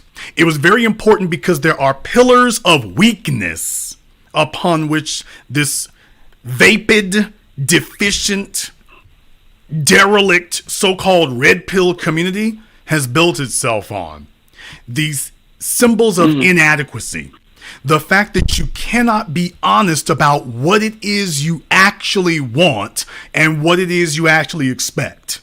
Tonight's program is going to get a little bit on the dark side of the game, but let me go ahead and remind you all here. There is a reason why what she's driving matters. Because the bottom line is that if your ex is doing better without you than they were with you, then you know who the problem was in the relationship. And that is the definition of defeated. And I would much rather that the fellows who call me up do the defeating rather than be the defeated. That guy is defeated. Fellas, listen to me. They call me. They talk to me. They want to talk to me one-on-one because they want to speak to somebody who is going to pull out all the stops. They want somebody who's going to do the Ray Donovan routine and tell them, hey, what do I have to do to defeat the accursed Spartans? What do I got to do to get my weight up? What do I have to do to win in this exchange? Which is why my channel is not about dating. It's about power dynamics. And his power dynamic is as screwed up and flawed as it can possibly be. He doesn't feel like a winner. You see, the red pill community would succeed a whole lot more if they told them the truth about what they really need. You don't feel like a man when your ex is doing better than you. You don't feel like one. You know why? Because that's proof positive that you were the damn problem. And it's very, very difficult for you to move on when you feel that you've been defeated. When it's very clear and concrete evidence that you were defeated. A man cannot really have his psyche together if he feels he was defeated. Now, as a female, that is different for you. It is different for you because the definition of female defeat is not the same as men. See, women will define the definition of winning downward, which is why so many of them go into financial ruin. So many of them get STDs, bastard kids. If they can't win, they will define that definition downward. Men cannot do the same thing. We define it downward and we die. So yes, it does matter if nobody ever told you all the truth. Yeah, it does matter if your ex is doing good without you. You damn right, it does. It sure the hell does. They're calling up Kevin Samuels, Rollo Tomasi, and the rest of these charlatans because they want somebody to tell them how to level the playing field so that they're no longer defeated. That's what they're really looking for. And they got a bunch of guys telling them about, quote unquote, their aspects of, quote unquote, female nature without telling them this is how you got defeated and here is how you can get your win back. So you have other idiots saying things like move on. You can't move on if you're defeated, damn it. The score does matter. You have to understand, individuals who had their asses kicked and are just going to go on to the next episode of getting their ass kicked are going to sit up here and tell you, well, move on. They don't really mean move on. They mean limp away. I don't tell you how to limp away. I tell you how to win. I will tell you how to win. And it does not matter where you go or what you do. I will show you how to win. And the next time that you encounter, it doesn't matter who you encounter, whether it is an ex-girlfriend, ex-boyfriend, ex-wife, ex-husband, brother, sister, father, teacher, principal from high school, I will show you how to make sure that the next encounter will be uncomfortable for one of you. But if you listen to me, you won't be the one that's uncomfortable for. We give heart attacks over here. We don't receive them. We give heart attacks. We don't get them. And the truth is, that's what you want. The truth is, that's what these fellas are looking for. The truth is, he would not be so worried about his ex-girlfriend if he felt like he had the ability that her leaving was a downgrade for her. He asked a question that most guys don't have the courage to ask, which was, did I get downgraded when she left? Yeah, the answer is you did. You sure did. But that's good that you can ask that question because now truth is the genesis of being able to fix somebody. But if I can't convince him that he has a problem and then convince him what the problem actually is, not the problem he feels comfortable stating, what that problem actually is. If I can't get there with him, it doesn't matter. We need to be honest. This is why I've been saying this now for weeks. Males and females are not allowed to be honest with each other. They're not allowed to be honest. And because they're not allowed to be honest, they can't actually get what it is they want. That's the problem. And you got fellas out here taking themselves out and every damn thing else because they got depowered and couldn't figure out how to fix it. Kanye West is cool as a fan on Amber Rose today. You know why? Because he won. She's the one went crazy over him. I was there at the first slut walk in Los Angeles. I was there. I was literally there when she's walking down the street basically in damn lingerie.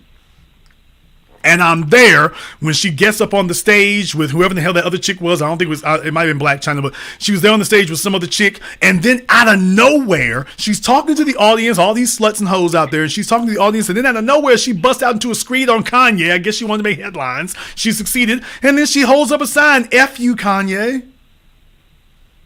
This was years after they broke up. This man was all over Kim Kardashian by then. This was years later, years after he was with Kim, years later, and she was still railing on him. That's why Kanye is not emotionally distraught, busted up. Nobody can sit up here and say, damn, she was so fine. Kanye's like, I'm cool, I'm over it. And he really can be. And the problem is for females, you all have an advantage in that regard because you all are so used to having so many options that the fellas don't understand. Y'all ain't playing the same game we're playing. You all are used to having more options so that if you go to bed alone tonight, you've done it by choice. Meanwhile, you have subjected the guy you're with that if you don't want to go to bed tonight with him, he's by himself because he was dealing with you in good faith. But the females are never dealing with men in good faith because they don't have to. Because you are always being allowed some options, especially if you're in a certain condition. I'm simply telling the fellas, okay, here's how you level the playing field. So that if this situation goes down like this and it does end, you immediately have more options. You immediately have another way to go. And therefore, the impact of the situation, it's going to impact you, but it's not going to do what it does to most of these incel guys and black pill guys and destroy you. which is what it usually does to males. It usually destroys them. Females very rarely get heartbroken unless the guy they're with was really the guy they wanted. Problem, they don't want the average guy. They don't want the average guy. While they're sitting up here lying and telling the average guy that they really do like him and this, that, and the other. No, that's a lie. They don't. They lie to these fellas and tell them, you're the average guy, you're great, I want to be with you and whatnot. And then when she has an opportunity to stab him in the back, away she goes, and he didn't see the whole damn time. He was walking around in a fog. It wasn't true. It wasn't real. And it destroys them. When we talk about betrayal, that destroys them. It wasn't a matter of her sleeping with somebody else. It was that she was lying about what she said his value was to her. He was 100% into her, and she's just like, dude, I'm here until something better comes along. And that destroys them. And we're not allowed to be honest about what's happening to these men. This kind of behavior from females destroys them. So they end up here. They can go and talk to all the love gurus, dating gurus. They can go talk to Kitten Heels. They can go talk to Fresh and Misfit. They can go talk to all these guys, and it doesn't change till they get here. And then I can talk to them honestly. The truth of the matter is, you do want a day of reckoning. The truth of the matter is, you do want a rematch. The truth of the matter is, you do want the revenge of the nerd. Call it whatever you will. You do want a reckoning. Well, listen to me and I will prepare you for that. And as far as the circumstances are concerned, tell me about this female. Tell me some things about her. No, I'll do things other folk won't do. Tell me about her. Tell me about her life. Is she a disciplinary problem? Is she a single mom? Is she arrogant? Then she will be there when you're finished reforming yourself. And if you wish to keep her around, you can do so. If you don't, you can keep going. But you will have the ability to have a day of reckoning if you choose. But at least this time it will be your choice. Other folks don't talk to you all this way. Let's be very, very clear. This is an aspect of human nature that you can't deny. Nobody's going to be able to sit up here and pat your damn hand and tell you it's all right. No, it's not all right. No, it isn't. If you took a L and you know that that was a L that shouldn't have happened, yeah, that's going to freaking bother you. It sure is. It sure is. And you shouldn't be okay with that. You shouldn't be. So I will walk you through the process of what you did wrong, but we first need to be honest about that. No, it's not okay. It's not okay. Your damn baby mama is out here stunting and flying around and whatnot and got you sitting up here on child support and messed up in the damn game. Oh no, you're supposed to level the playing field in that regard. And that means she got to get downgraded. That means, just understand, that's the pinnacle of it. Now, some of you fellas out here, you like your daddies from 1970s and whatnot, and you sitting up here you're so used to losing that for you, running scared is the definition of winning. Okay, but to the other fellas right here, no, let's get you built up. And eventually understand something, they gon' see you again. They gon' see you again. Not revenge is not the best revenge. Success is the best revenge. Success is the best revenge. If you want vengeance, if you want justice, success is the best justice. You know why? Because showing someone a paradise that they can never go to, that is the worst thing that can happen. Stephen King once said that hell is repetition. And there is nothing more tormenting to a female. Oh yes, ladies, I got to tell them. There is nothing more tormenting to a female than for her to understand that there's a wonderful thing and the guy who could do it, she doesn't have to work for it. She can actually have that princess pedestal. That is something that is welded to the female psyche. that princess pedestal. And there is nothing that will drive them out of their minds more, nothing that will destroy it more, nothing that will hurt them more than for you to show them it's really real, it's right there, but it's just out of reach. It's just out of reach.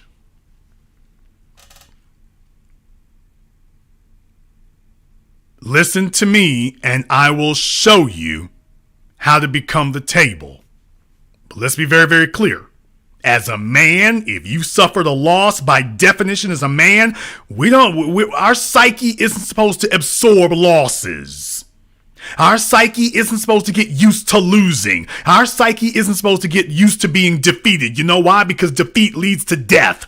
It is our job to be protectors and providers. You cannot protect people if you're constantly losing.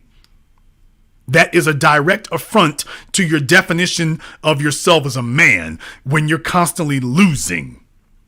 No, there have to be wins. And you also have to know how to turn a loss into a win. You have to know how to regroup. You have to know how to rebuild. And you have to know how to return and turn it into a win. But no, you will never be okay with that. That will never be all right. If your ex is the best you ever did, then your life is already over. There's a reason why Chad Johnson is doing good today and Evelyn's still out here trying to figure out what the hell she gonna do. You know what? He was perfectly fine leaving her where she is. Things are going good for him now. That's what it's supposed to be.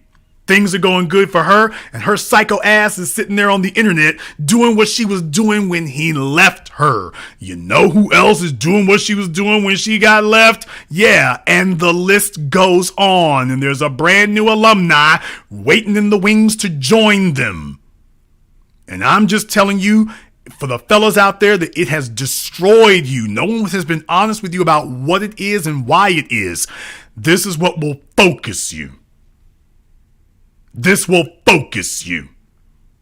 But no, you are quite correct that if your relationships have not gone the way you wanted them to, and your ex can go skipping off into the sunset and everything's just fine, the problem might have been you. So you damn right, you want to do something about that. Yes, your exes are a gauge of your value. Damn right. Yes, it's true. There is no argument. Your exes are a measurement of your value. And your exes should be getting progressively higher in value. Damn right.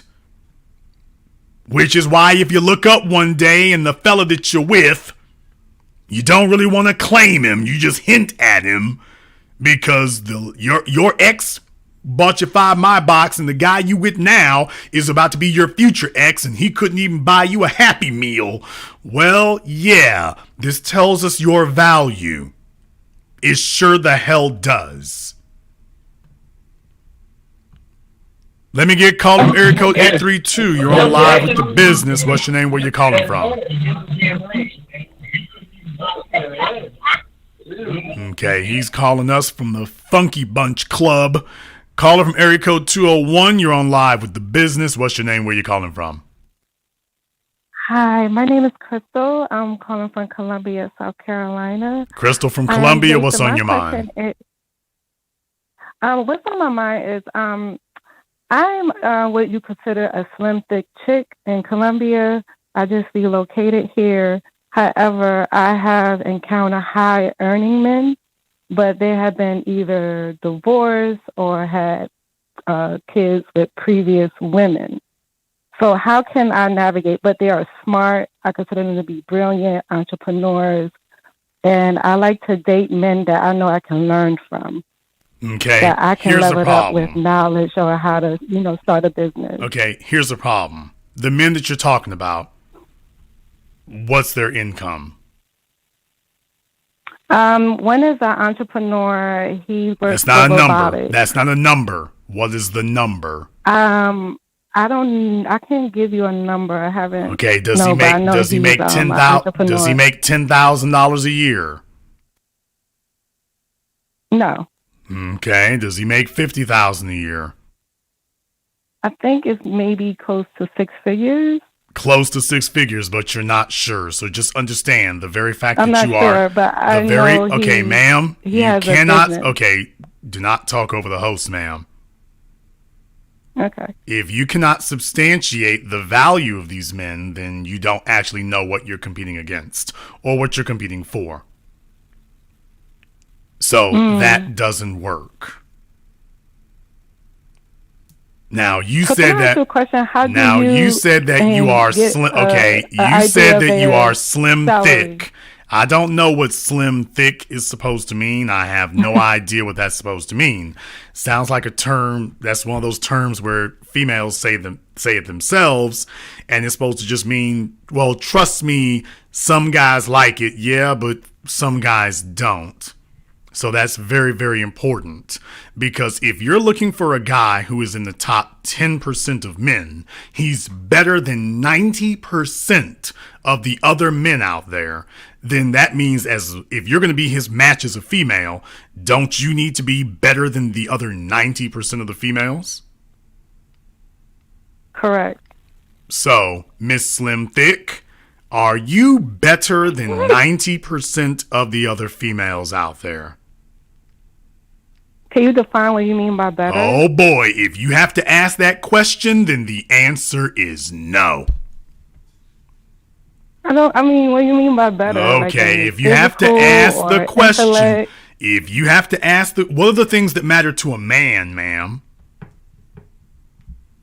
I think they're visual creatures. No, so we're physical creatures. So the clowns and jackasses out there who keep repeating that in the winosphere, men are not visual creatures. We are physical creatures. We look to see how something can be used. We look for utilitarianism.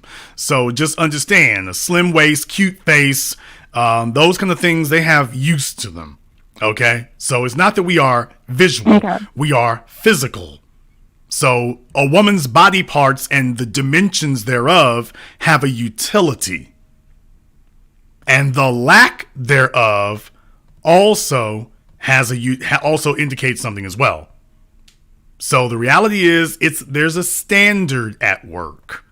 That's the point. Is that youthfulness? You're looking for a woman who looks youthful and not bitter? Okay. I just sent you a text message. That buzzing you just heard, that was me. I sent you a text message. Why don't you go ahead and text me a link to your Instagram?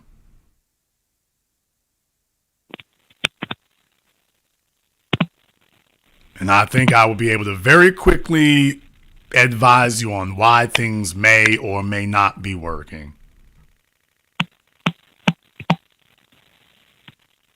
As she's tapping away on her BlackBerry Series 3.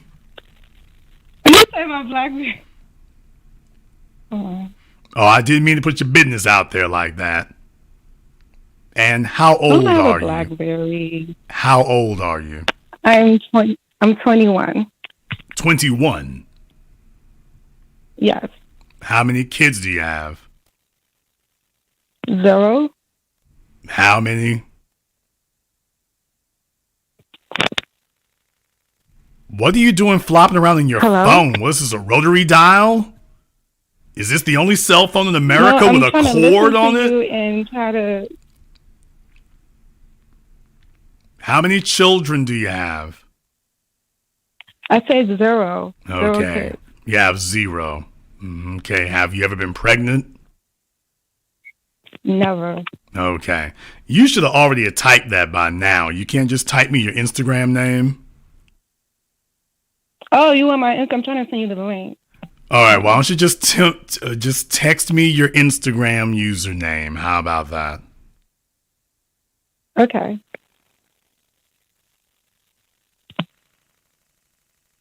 Trust me, I am being nice about that. By the way, ma'am, how tall are you? 5'9". And what size do you wear, ma'am? I'm a 4. Okay.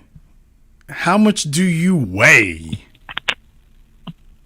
125. 5'9", 125 pounds, but she is, quote, slim thick. That's what they say. That's what they say. Who is they?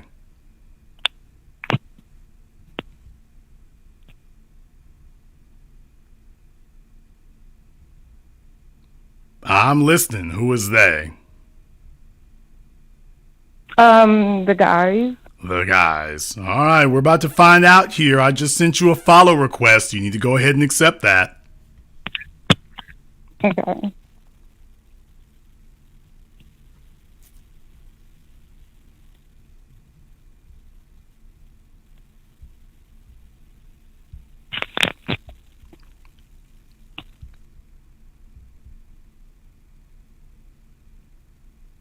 Okay, I see one picture of your face, and I literally don't see anything else. Like, nothing at all.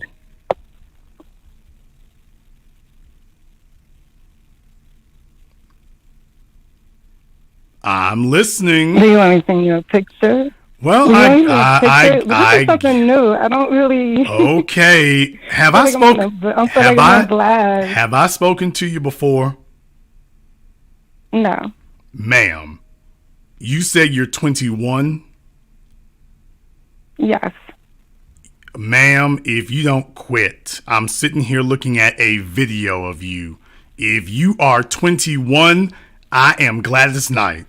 You are not 21 years old. You might have been 21 years old 20 years ago. You are not 21. So let's not do that. That's not funny. That's not humorous. That's not helpful. Okay. And I'm not being rude either. Yes, ma'am. I'm taking a look at you. You have a video of you. You sure do on your reels. Yes, you do. I guess you didn't think I was going to look at everything. I looked at everything. Yes, ma'am. Your profile picture does not look 21, and the video confirms. Survey says 44. Okay. So, no, ma'am. The young lady next to you looks 21, so I guess that's your daughter, but that ain't you. So, let's not do that. No, that's my cousin. Okay. That's not my daughter. That's my cousin. Ma'am, you are not 21. You're not 21, so why don't we try again? How old are you, really? I'm 31. Okay. If this is 31, this is 31 with a lot of struggle. So you are on the slender side, but then again, I can't tell because it's from the collarbone up. But them arms do look like Feed the Children. So size 4, that could be it. What I am going to tell you right now is I'm just going to be totally honest with you here. That's why you're not on the screen and everything. On a scale of 1 to 10, even numbers only, what is the ranking that you think that men, even in Colombia, what ranking do you think the men would give you on a scale of 1 to 10, even numbers only?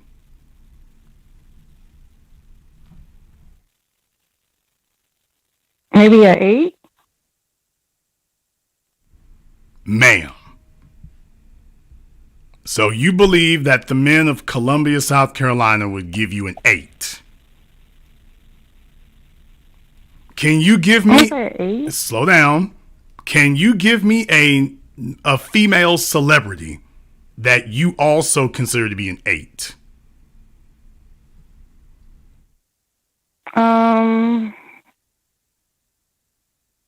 Maybe Megan Good? Okay, so you are telling me that you and Megan Good are on the same level. That's what you're telling me. No, I didn't say that you're on the same level. I didn't. You're the one who raised that as a standard there. So, well, what is your so you're telling me that you believe that you and Megan Good are on the same level.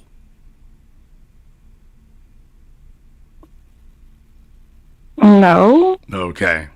So you might want to reevaluate the 8 is all I'm going to say, because if you're going to say you're an 8, remember that means something.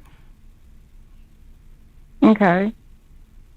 So I'm sure you are a nice, congenial person, but that's like a guy telling the females, I'm broke, I'm homeless, I smell like tuna, but I'm nice and congenial.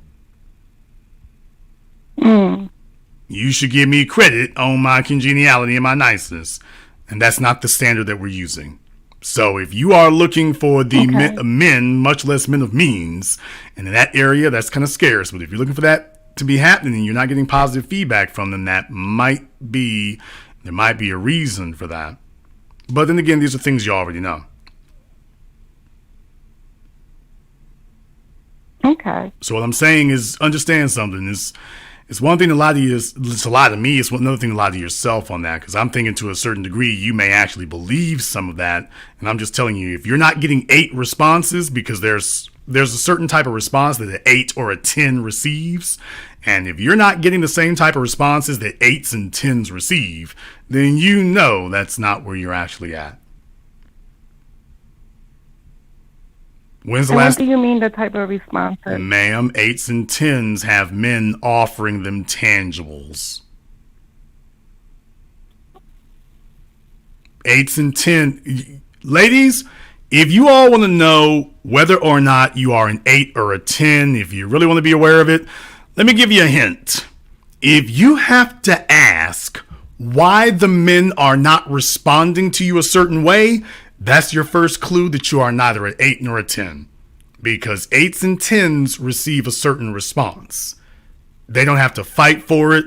They don't have to claw for it. They don't have to do that. So if you're talking about what the men are not doing, that's your first clue that this is, we're not dealing with an 8 here or a 10. Men respond to simply their presence a certain way. Anything below that level, with a 10, it's a lock. With an 8, it's not hard. Anything below an 8, if it requires effort, that's your first clue. Well, we know where we're not at. But it's not an effort issue. I guess it's a comfort issue for me. When the aggressiveness, I guess it's a comfort level. Comfort level, I don't know what that means.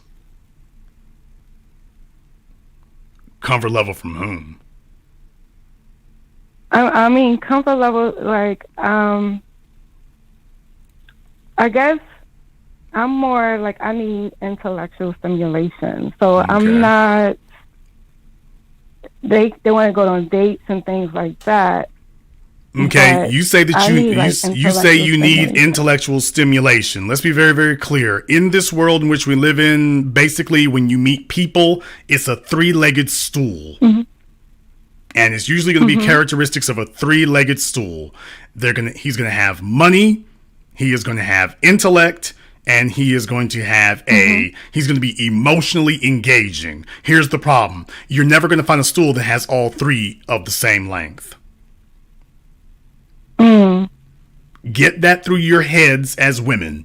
When you meet a man, you are all trying to look for a stool that actually y'all want one with 4 legs on it, but you're looking for a stool that he needs to have money, he needs to look a certain way and have a certain intellect, and he needs to be emotionally engaging. So I guess you can give that those 4 legs. But the problem is you're really only going to find at most 3, and the 3 will never be all the same length. Usually you're lucky if you can find a stool that got 2 of them. Because understand something, if I give you one, you're going to say, okay, where's the other one? Well, he needs to be intellectually stimulating. Great. He's intellectually stimulating and broke because he believes that money is the white man's evil invention and that you should be of a higher-minded spiritual level to be able to understand that money's not that important. That everything doesn't revolve around money. So therefore, because he is quote unquote producing for you intellectually, then that should compensate for the financial productivity that he's not producing. No, I like financial productivity, and also intellect. Yeah, they love intellectual stimulation. Every woman loves intellectual stimulation. Understand that every woman loves intellectual stimulation right up until the check shows up at the restaurant. Then they don't love intellectual stimulation anymore. Then she wants tangibles. She's like, wait a minute, where the dollars at? So they love saying that until the check shows up. And I'm not going to say that that's necessarily not important, because it is. Certainly if you want to have children with them. But what I am saying is be aware of what your priorities really are. So in your case, if you want to do that, that's fine. But just understand, if you're asking for a guy who has the 3 legs of that stool, much less the 4, a guy with the 3 legs is going to be in the top 10%. And that's not even counting money. So you're looking for a guy who is better than the other 90%. So you need to take a look at yourself and say, am I better than the other 90% of his options? If the answer is yes, then you shouldn't be having these problems. If you're having these problems, the answer may not be yes. So, Jason, just to confirm, do you think women should just focus on the optics then?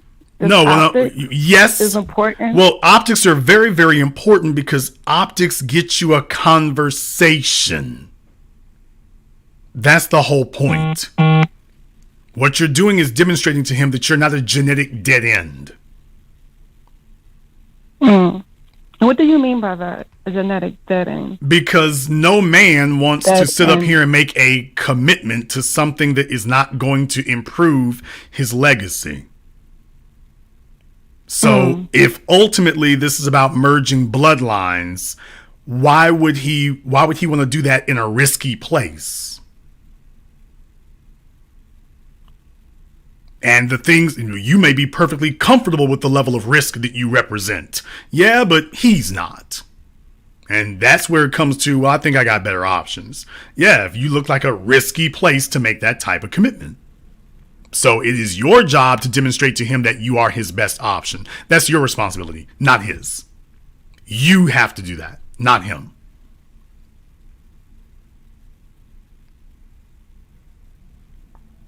So you have to beat out. I appreciate your honesty, Jason. You have to beat out the rest of your competition. You have to do that.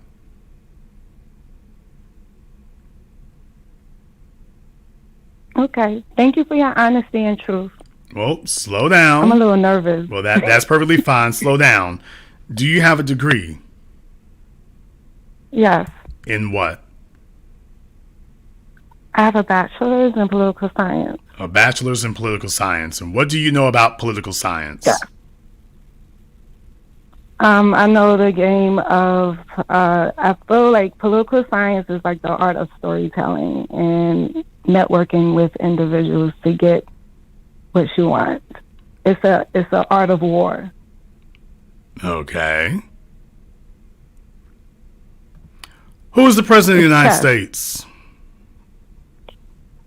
Who's the president of the United States? I don't know. It could be Trump. I don't know if it's Biden to be the president.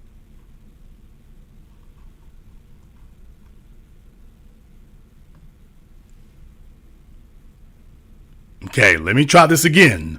Who is the president of the United States? Miss Bachelor's in Political Science. Currently, the media is telling us Biden is the president of the United States. Okay. And who is the vice president?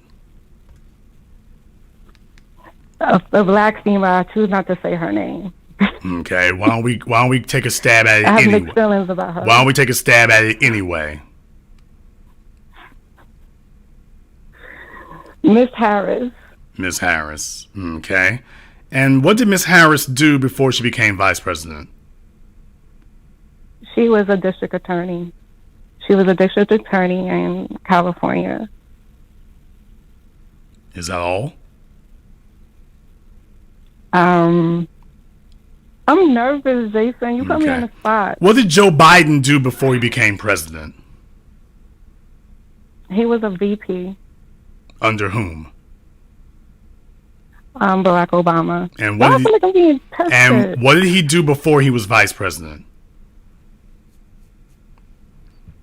He was also, he held a political position in Delaware before he became vice president. A political position in Delaware. There are literally 200 political positions you can hold in Delaware.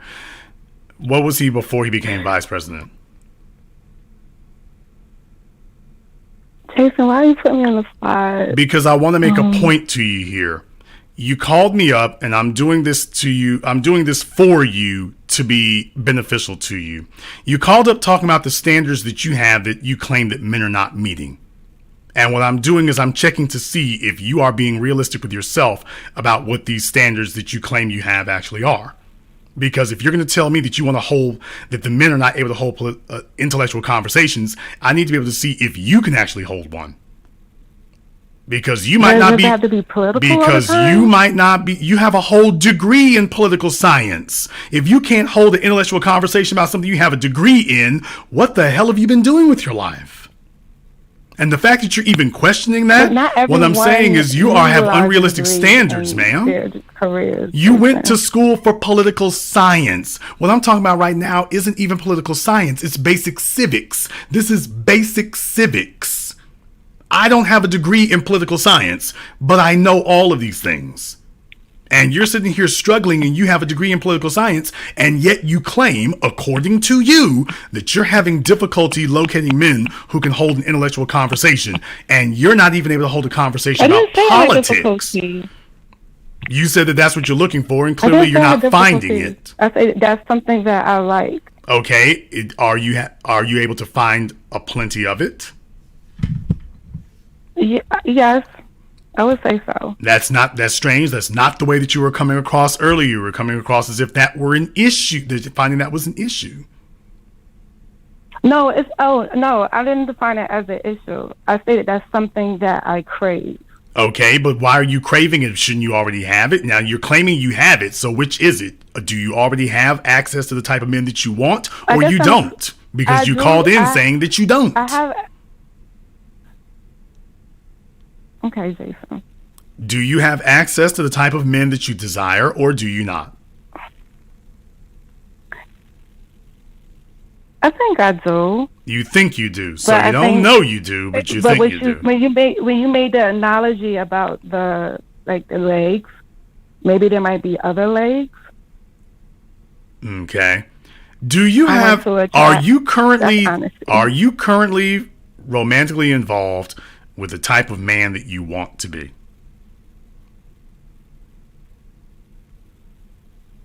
I would say yes. Okay. How long have you been with this gentleman? It's been fairly new. Fairly new. How long have you been with this gentleman? I would say about a month and a half. You've been with him a month and a half. How old is he? Yes. He's 45. He's 45 years old. So you are allegedly 31, though you look closer to 41, and he is 45. Yes. And where is he from? He's from New York. So this is a gentleman that you met on Tinder. Yes. Okay. 45-year-old gentleman from Tinder, which means that you have absolutely no way whatsoever of validating anything, and yet you literally just told us that you are in a serious relationship with him after a month. I didn't say, you said romantic. Okay. You are seriously romantically involved. You're seriously romantically involved with him after a month. Dating. Okay, so in other words, you just hooking up with a dude, but you don't actually. What do you mean by hooking up? You don't actually have any serious prospects. Just dating right now. Okay, so you are not. Is it supposed to be serious? Contrary to how you originally characterized it, you are not actually involved with seriously involved with the type of man that you want to be. Oh, no. You claimed you were. You claimed you were when I asked that, which is why you said, well, I've been talking with a guy now for a month. But you are not sorry, Jason, actually. I can't hear you clearly. You are hearing me just fine. You are hearing me just fine. You are not actually, contrary to what you said, you are not actually involved with the type of guy that you want to be involved with. You are not actually involved with them. You're not. So, as you said, the reason that you called me was because, Jason, I am not getting the type of attention or feedback or response from the kind of guys I want to be. I'm interested in intellectual conversation, and I don't attract those kind of men. Well, I think I found out what the problem there is, so you're going to want to start with yourself first. She claimed to be 21. Okay, we got other issues here. She claimed to be slim thick. I see slim thick is kind of missing. On a scale of 1 to 10, she claims to be an 8. She might want to revisit those things. So what I am saying is that I think right now where you're at, you are doing very well with the Amazon delivery driver. I think that's very, very good for you there. And wow. Most of them have very in-depth conversations. I should know because they're all on their cell phones when they're delivering stuff. So certainly they have the gift of gab in that area there. You don't. Wow, Jason, why is it so harsh? Okay, let me get something straight here. Why is that harsh? The Amazon delivery guy? Okay, what do you do for a living? I'm a receptionist. Okay, so let me get this straight. You are a receptionist who is attempting to look down on a delivery driver?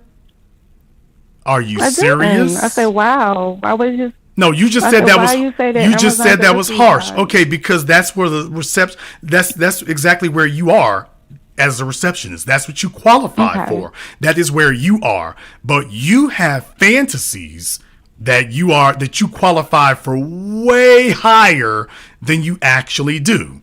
And what I'm saying is that you are a regular. Some folks like to say average. But you are a typical female, and contrary to what you're telling yourself, you qualify for the average guy. And there's nothing wrong with that. The only thing that's wrong with it is you fantasize to yourself that you qualify for much higher. Ma'am, you are currently on the phone with a guy who is the type of fella that you're talking about. I am Mr. Much higher. Okay. And you can't even hold you are incapable of even holding a conversation with me about basic physics. And you are fantasizing that you're somehow on this level, even intellectually, much less emotionally. No, ma'am. You're like a lot of females. The problem was with our mothers and grandmothers when they used to fantasize about the Calgon Take Me Away commercials, they knew it was a fantasy. The problem is this generation has a bunch of social media apps that have deluded them into believing that this stuff they fantasize about can actually be real. And you all have spent so much time indulged in the fantasy world that you have been broken away from reality. You had a complete break with reality. You're a receptionist. You are a working class female. You're a working class single female. There's nothing wrong with you being with a working class single male. Except you're telling yourself that you're much more valuable than your male counterpart. Let me say this as politely as I can. You and I are not peers. You and an Amazon delivery driver, you and he are peers. You and the orderly at the hospital, you and he are peers. The two of you are peers. You're not peers up here. You can keep trying this if you want to. The only thing you're going to do is continue doing what you're doing right now. You're going to get laid on top of by dudes from New York, California, whatever, who are going to see, yeah, she'll do in a pinch if there's nothing else going on. But ma'am, no. And this overactive fantasy life that the females have adopted, this is dangerous. They live on their cell phones and they fantasize that they are a part of a world that they're actually not in. And they're taking it seriously. They are seriously rejecting the men who will actually take them so that they can pursue the men they ain't got a snowball's chance in hell in the microwave of being able to get. And then telling us that the men those men are somehow deficient. The ones they claim they want are deficient, and the guys they can actually get, oh, he's beneath me. She's a receptionist who does not make as much as an Amazon delivery driver does, by the way. The Amazon delivery guys make more money than you. They make more money. They make more money than you, and yet you're turning your nose up at them. And let me tell y'all what will happen. What she will do is she will wait until she ages out of the game completely. When fellows like me have been like, when we finish laughing at her long enough, she'll wait until she ages out of the game, and then she's gonna come crawling to the FedEx guys. She's gonna come crawling to them. I mean, she's going to be all types of cooperative and empathetic and everything else. She's going to come crawling to them after she realizes that the fellas on my side of the fence are never going to say anything to her. Then she's going to act like, but the fact that you responded with that level of disdain and contempt for somebody who is above you, as if you were above, ooh, that's harsh. It's harsh. Your male counterpart is harsh? I want you all to think about that. A receptionist, is condescending about Amazon, ma'am. A receptionist is trying to be condescending about her male counterpart. That is a ridiculous commentary. I don't feel comfortable to express what I really do. I just want to get some insight, and I say it was really harsh because someone said a receptionist, and you just bash a receptionist. Ma'am, I'm not bashing a receptionist. I didn't say anything bashing about a receptionist. Not at all. Not at all. And I'm not going to express where I work at. I didn't ask where you work at, ma'am. You're not, ma'am. You're not. I can tell you in private, ma'am. Excuse me. You hear me just fine. Do not talk over the host again. I've been very nice and very charitable up until this second.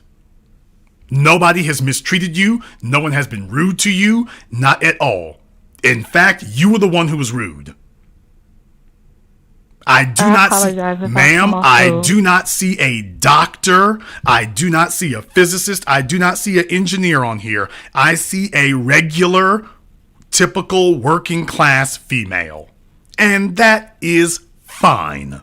What is not fine is that the typical working class female that I see here has the gall to be condescending about a typical working class male. Now that is a problem because it means that you don't see yourself. That's my statement. Ma'am, it means that you don't see yourself the way you are. That's what it means. You don't see yourself the way you are. You have fantasized that you are far above that level, and it's caused you to be rude and condescending to the men who actually are on your level. It doesn't matter whether you are a receptionist, CNA, LPN, paralegal. It doesn't matter. You know what you're not? You're not upper middle class. You are working class. And you need a guy who you can keep up with. And you're fantasizing that fellas above your level that you can keep up with us. You're not even close. I don't know what you've been trying to talk to, but what I imagine is fellas are talking to you, and like I say, I gave you the opportunity to hold an intellectual conversation with me. The best you could do is sit up here and say, oh, well, either I don't know or I'm nervous. Well, either way, you're not qualified. Either way. If you're nervous talking to me on a phone, there's no way in the hell you can talk to one of my peers in person. So I don't know what type of intellectual conversation you believe you're qualified to have. So far, I've given you every opportunity to hold one. And you can't do it. I'm nervous. I'm on a Blog Talk Radio. Okay, if you are nervous on a phone, what are you like in person? I'm being honest. Ma'am, if you're nervous on a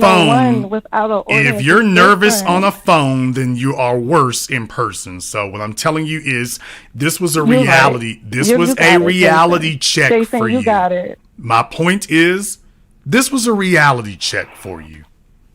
This is not reality. Talking to someone around an audience, that's not my reality. Ma'am, it's not my reality. I'm nervous. Then, in other words, then a man shouldn't expect you to represent him in front of other people either. Wow. So my feelings is invalid. No, ma'am. No, what I'm saying is I'm simply articulating and illuminating what you're saying. So if you can't talk to me, then there's no way in the hell you're going to be a doctor's woman or a lawyer's woman and answer the phone for him. Not at home. You can't even answer the phone at home because you'd be too nervous. I'm telling you, I'm nervous, and you're crushing me about this is not me. I'm not talking to you one-on-one.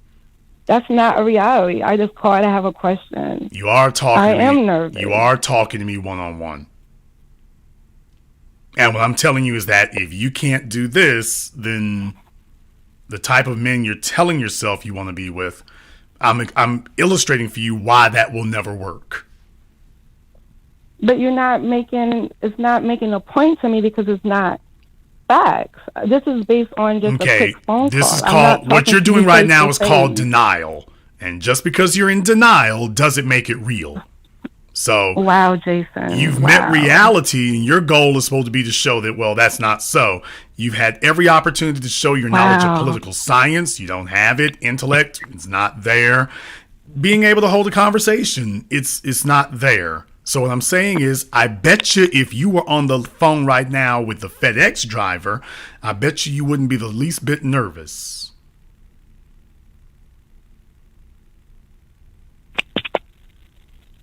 And I'm looking at the comments. That's okay, why. Ma'am. It's just nerve-wracking. If you were on the phone with a FedEx driver, you would not be the least bit nervous.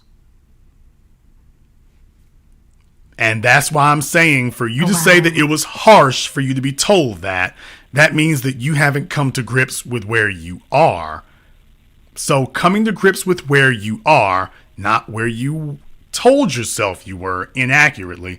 When you come to grips with where you actually are, then you realize, hell, if I was on the phone with a UPS driver, I wouldn't be the least bit nervous.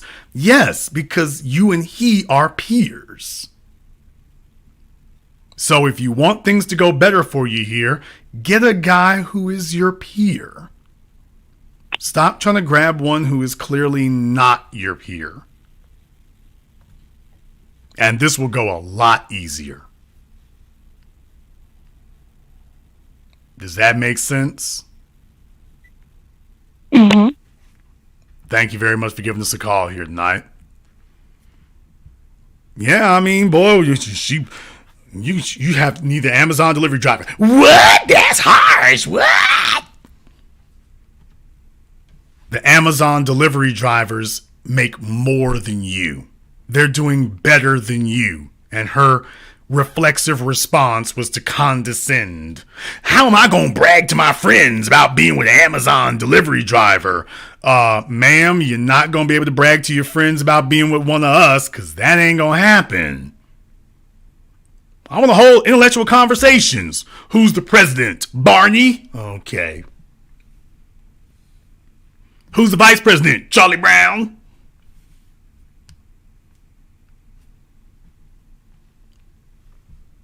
Active fantasy lives. All this TikTok, this Instagram, just active fantasy lives. Y'all need to come out the damn Matrix. 90 seconds. Let me get to a caller from area code 470. You're on live with The Business. What's your name? Where you calling from? Hey, this is Joe calling from Nashville. Joe from Nashville. What's on your mind? Hey, Jason, I couldn't have said it better than you just said it. I mean, unfortunately, you really got to, work with these people. But tough love. But one thing, I'm just going to give you a quick shout out and say 60 thank you, man. seconds. Because you're right, 100% right. I'm sitting here in Nashville looking over the city in my high rise, a couple $100,000. Like I said, you influenced me to move here, up my game by about $30,000, so guys like me, I'm not trying to hurt the young lady's feelings, but she can come over, but I wouldn't even let her talk to my neighbors in the hallway. So those type of women, you come over at 11, out by the morning or whatever. But my real question for you, Jason, is like, what type of, 39 years old now, what do you think for, in terms of relationship and moving down the road and dealing with power dynamics, what age dynamic demographic of women should a guy be dealing with?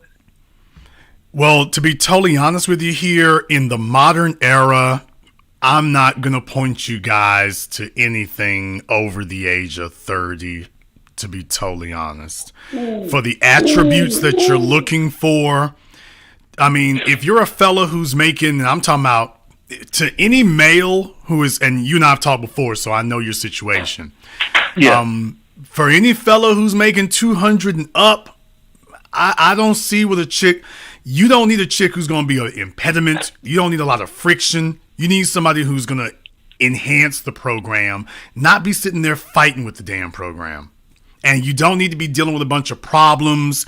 They're schizophrenic. They're erratic. You don't need to be dealing with that. So it is better to get somebody who has not gotten set in their ways than to grab somebody who, well, she's got more years of experience. Yeah, but if she's got a bunch of experience of being a hassle and it being a problem, that's not experience you need. Because there's good experience, there's bad experience. So for your type of situation, you really need to go holler at the chicks over there at Vanderbilt. That's a great place because they're looking for a guy who's going to give them a head start. They're looking for a guy who's going to give them a leg up.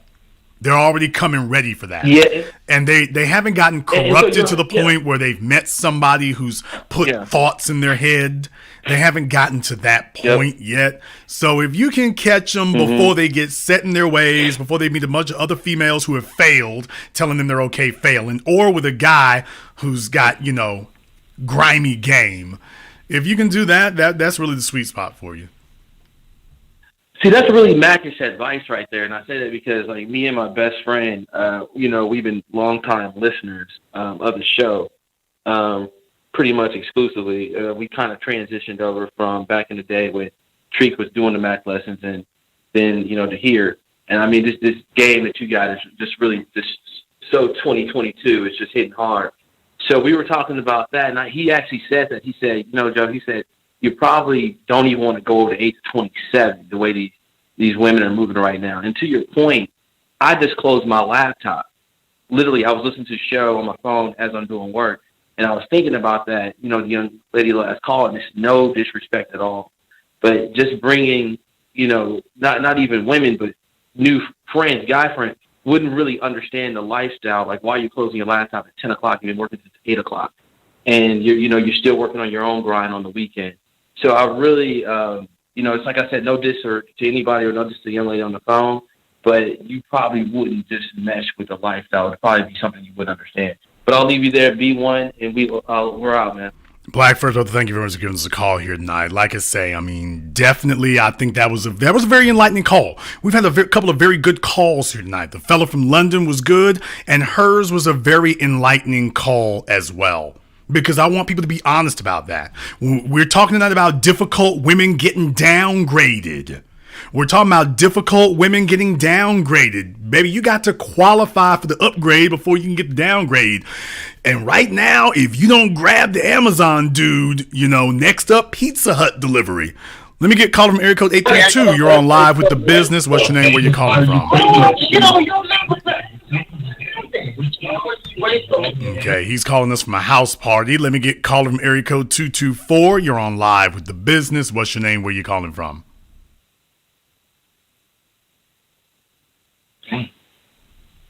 Put the pipe down, sir. You're on live.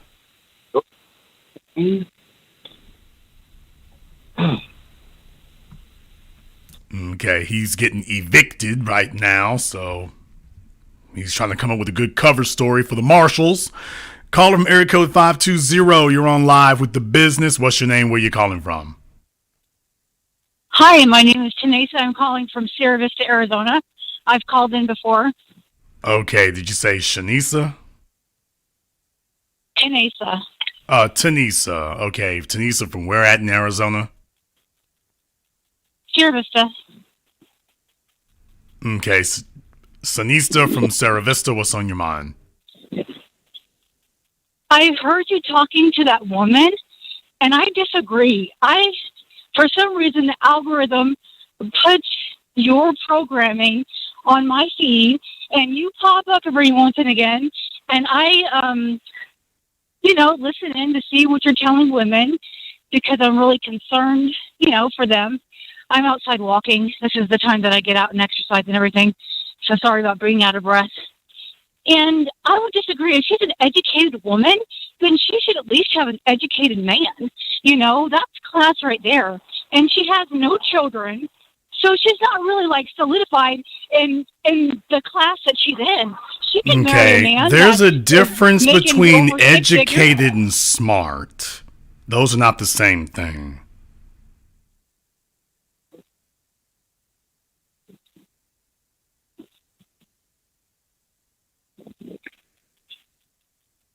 And also that the guy that you had on. Okay, let me try this one more time, Sanisa. There is a difference between educated and smart. Those are not the same thing. That woman gave me no indication that she wasn't smart. She literally said that she has a bachelor's in political science. She literally said, I have a bachelor's degree in political science, and was not sure who the president, vice president, or anything else was. The very basics of politics, and she's totally unsure about. And you just sat here and said, why, she didn't sound at all not educated. Yeah, to me it sounded like she disagreed with who was in office. That's what it sounded like to me. It sounded like she would rather Trump be in office than he actually won the election. I asked her who was the president, and she didn't know who. That's what it sounded like. She literally said she didn't know. So she sounded like a very intelligent woman, and she's educated. She should go for the kind of guy she wants. She's not a man. It's not her job to be a provider. I noticed that in the black community, black men want to size you up by your income. We're women. Nobody asked her about her income. There's other men out here. Black men are not the only men. When you go to other communities of men, they're not trying to size Ma'am, nobody asked. I'd never asked a question about her income. I did not ask one question about it. You told her that she was a certain class, and that her counterpart was a delivery driver guy. Yes, she is in a certain socioeconomic strata. Social and economic, and therefore for her, the type of guy that she needs is one who qualifies at that level. She came here speaking as if she somehow were on a higher level and that's what was giving her problems. No, the problem is that she's trying to get above her pay grade. That's the problem. And she does not want to admit and accept where she actually falls in the hierarchy. Like most females. She's not a man. She's not an earner. She doesn't need to be sized up by her income. The problem isn't her income. She can get whatever earner she wants. No, she cannot. If finds favor in her, she cannot get whatever earner she wants to, because the more money a man makes, the more demanding of the female he's going to be. You're trying to subscribe. You're trying to subscribe baseline male No, you're trying to subscribe average male standards to above average men, and it doesn't work that way, ma'am.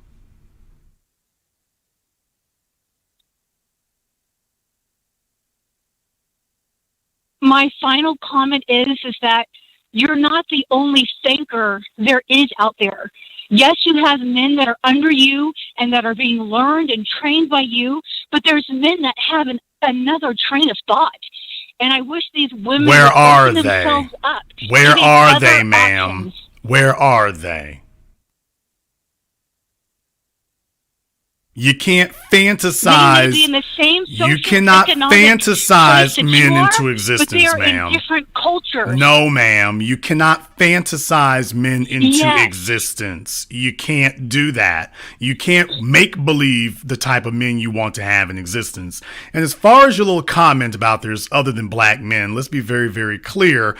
I've been hearing that longer than I've been alive. And nobody is hurting I'm sure themselves. a lot of men that Ma'am, were calling you in today are nobody not black is, women. ma'am, there is no place on the planet that you can go to where there are all these fellas talking about, damn, we sure would be able to get us some of these black women's if these black men's wasn't in the way getting them all. There's nowhere on the planet that statement is being made by non-black men. Nowhere on this planet.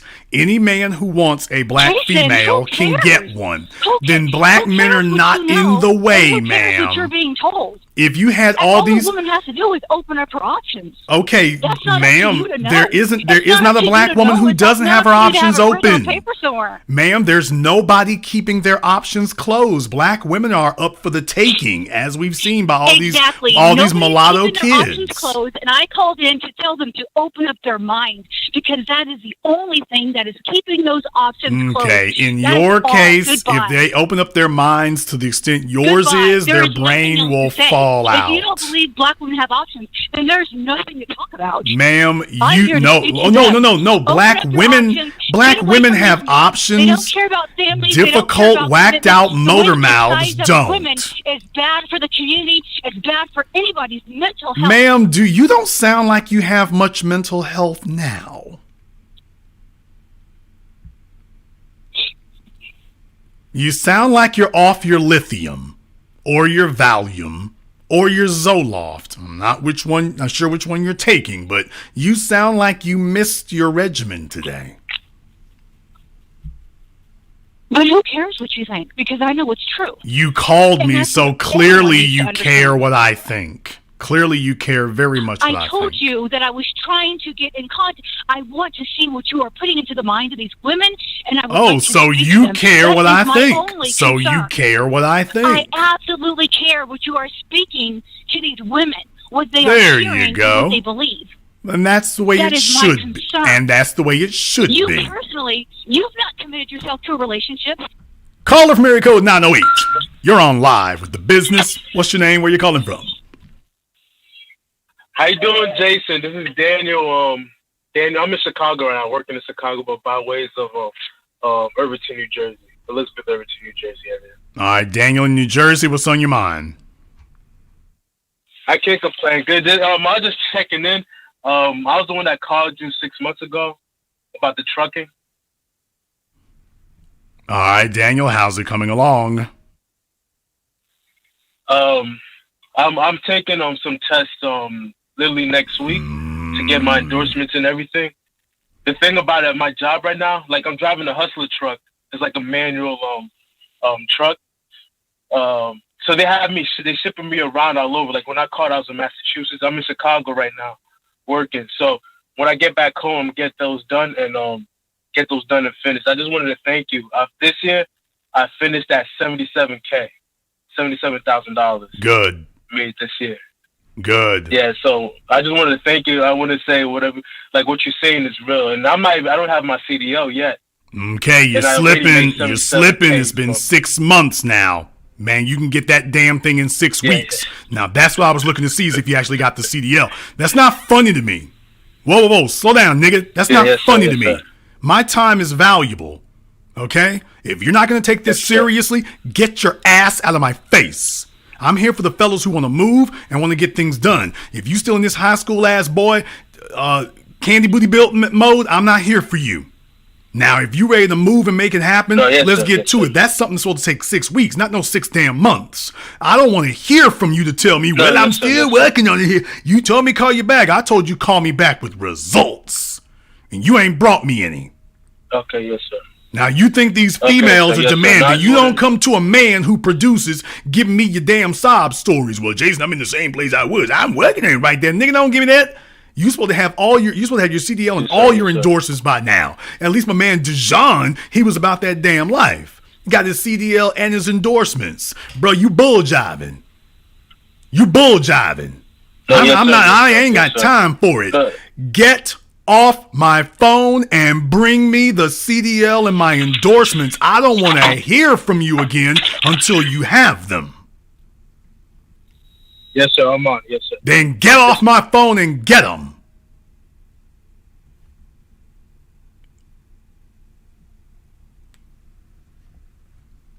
Grown ass men out here. I ain't sitting up here trying to talk to nobody and have no chit chat. I got females to chit chat with. I don't chit chat with dudes like that. I do business with dudes. You got to be in a position to be able to do that. You said call me back in 6 months right now. I thought I'd call you back in 6 months. Let you know I'm still working on it right now. Nigga, don't give me the damn late rent speech. You get a landlord. Don't bring me that. Don't bring me that.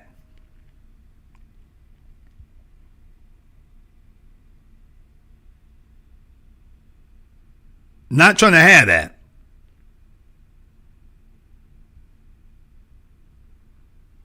They used to folks sitting up here taking it easy. We're not going to have that. You need to have a grown-ass man sit up and tell you, hey, bro, this is a standard right here. Well, I told you, I just call you right back in. I'm not looking for folks to chit-chat with. No, let's not have it. Let's not have it. Dudes don't like that. That's not the kind of thing I'm into there. I want to see results, because next thing you know, he'll be sitting up here spending the rest of his damn life trying to make some things happen and they ain't occurring.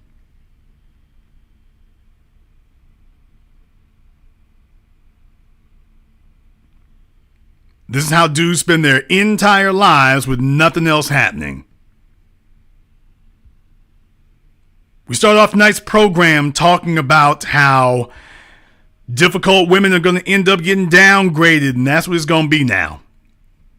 That is what it's going to be now. If you're difficult, ladies, being difficult is going to lead to getting downgraded now. There are not enough to go round. There just aren't. There just aren't.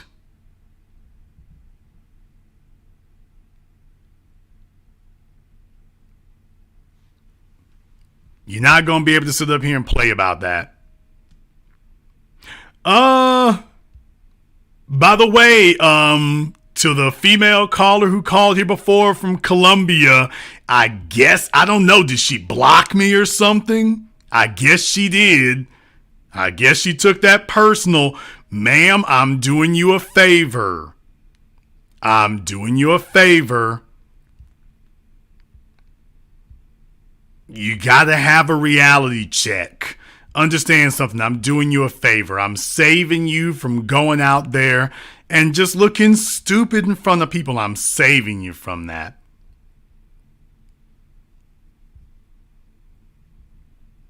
If you are not going to allow men to tell you exactly what's wrong and exactly why it's wrong, that's a problem.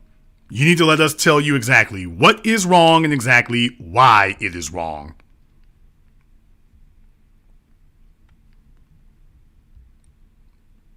She really got offended when she was told about what a guy at her level is where she should be. She was like, oh no, I'm way bigger than that.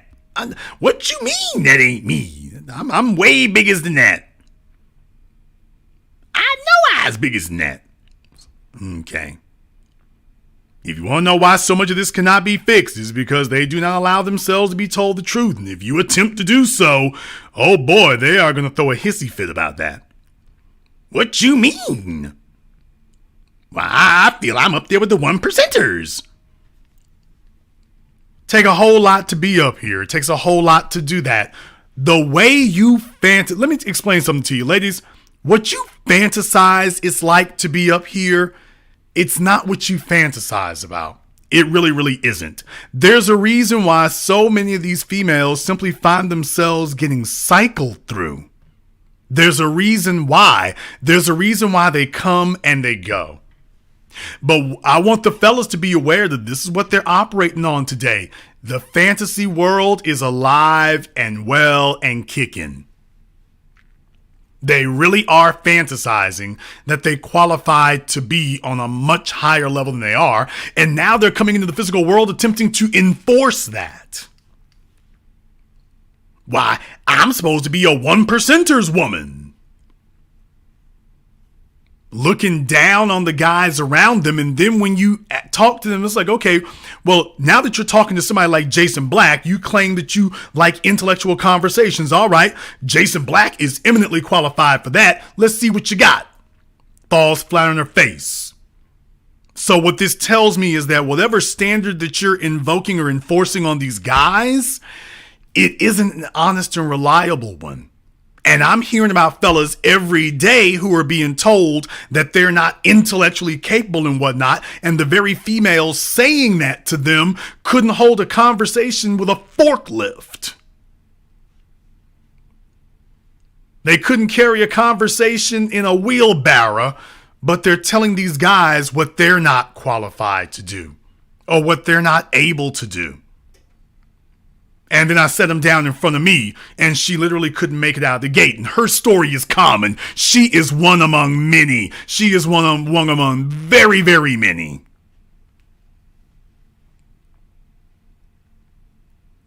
Who have absolutely no problem denigrating and condemning and condescending to the fellas that they encounter.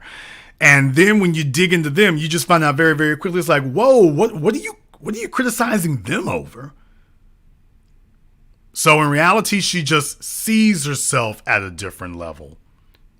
What she most likely meant is that the fellas that she talks to don't really get touchy-feely Oprah Winfrey conversational. That's more likely what she means. Because she doesn't mean intellectual. She doesn't mean intellectual because she literally just sat here and told me, I got a degree in political science. Okay, let's discuss politics.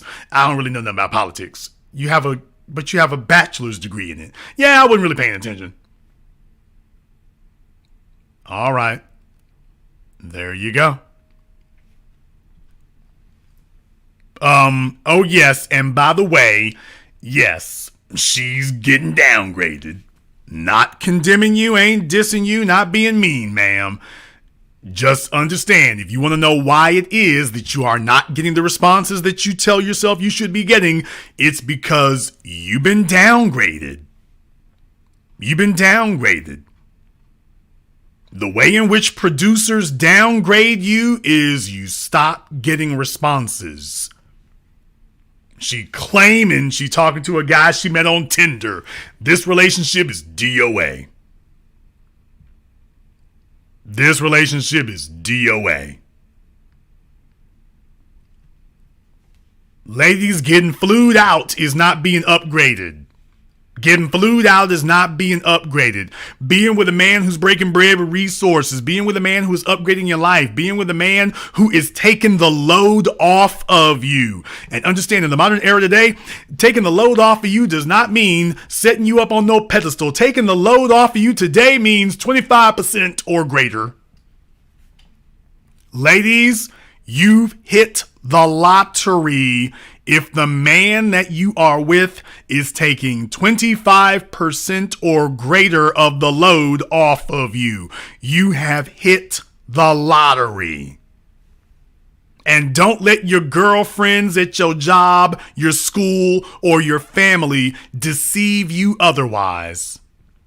Don't let them fool you or deceive you otherwise. They would break your head open to sit up here and be in your position. They would break your head open to have access to the company car. They would break your head open to be able to go to the mall during the Christmas shopping season and walk out with 2 bags that they didn't have to pay for. They would crack your head open to get it.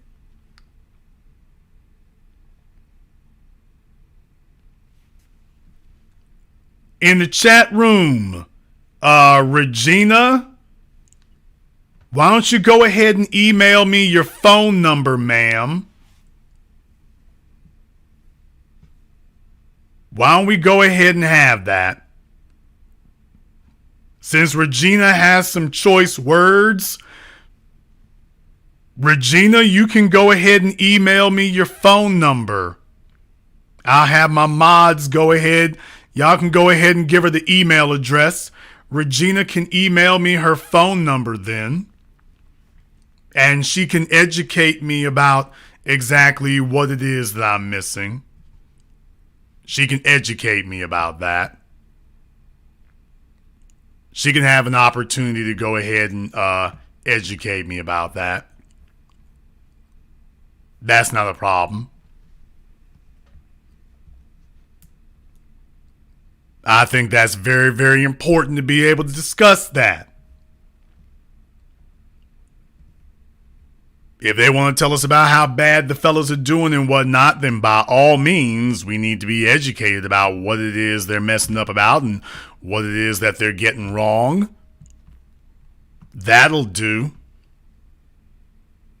I don't have a problem with that. That'll do. So she's got a couple of moments here. Let's go ahead and she can go ahead and email me her phone number.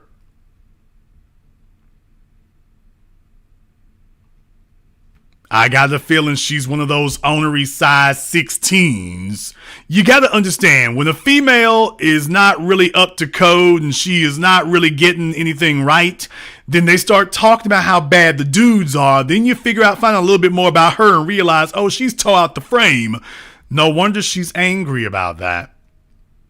No wonder she's angry about that. You got to understand, like I say, chicks who are struggling and ain't nothing happening very well for them, they got a lot of room to talk, and they like to talk a lot about that, but they're not really qualified to do that. Take a look at the females who spend most of their time criticizing the guys, and then you realize when you talk to them, it's like, oh, hell, you ain't really got no standing. Where's your standing to criticize them? Where's your standing to talk about that? You have to earn the right to call men as a group dusty. Cynthia G spent all those years talking about how she didn't like black men and they're dusty and this, that, and the other. And then you see what the hell she gets pregnant by.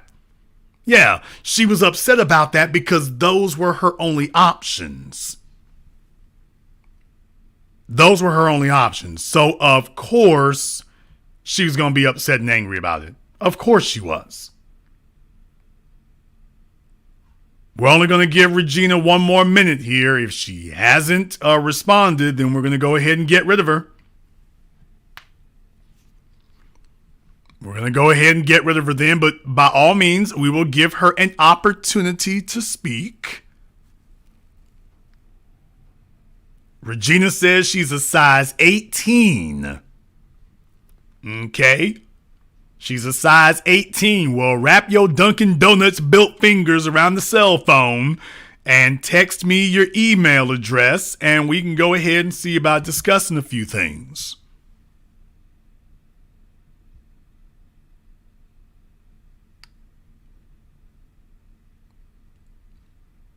Go ahead and see if she can do that now.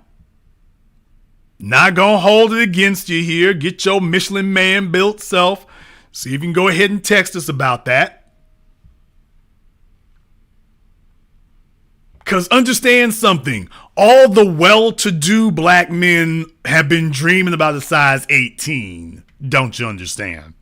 So that's why she's talking about they're all dusty. No, just the ones you have access to.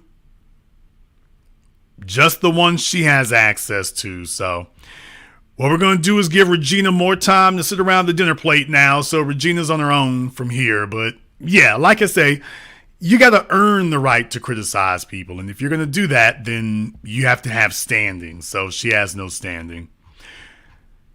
Yeah, I hope you all learned a lot here. We've been on for a little while now. We've done it again here, over 3 hours. So all of my long haul truckers, night shift nurses, warehouse workers, late night people, self-employed folks, staying home people, we got you but pretty much halfway through your shift. So we've done this again.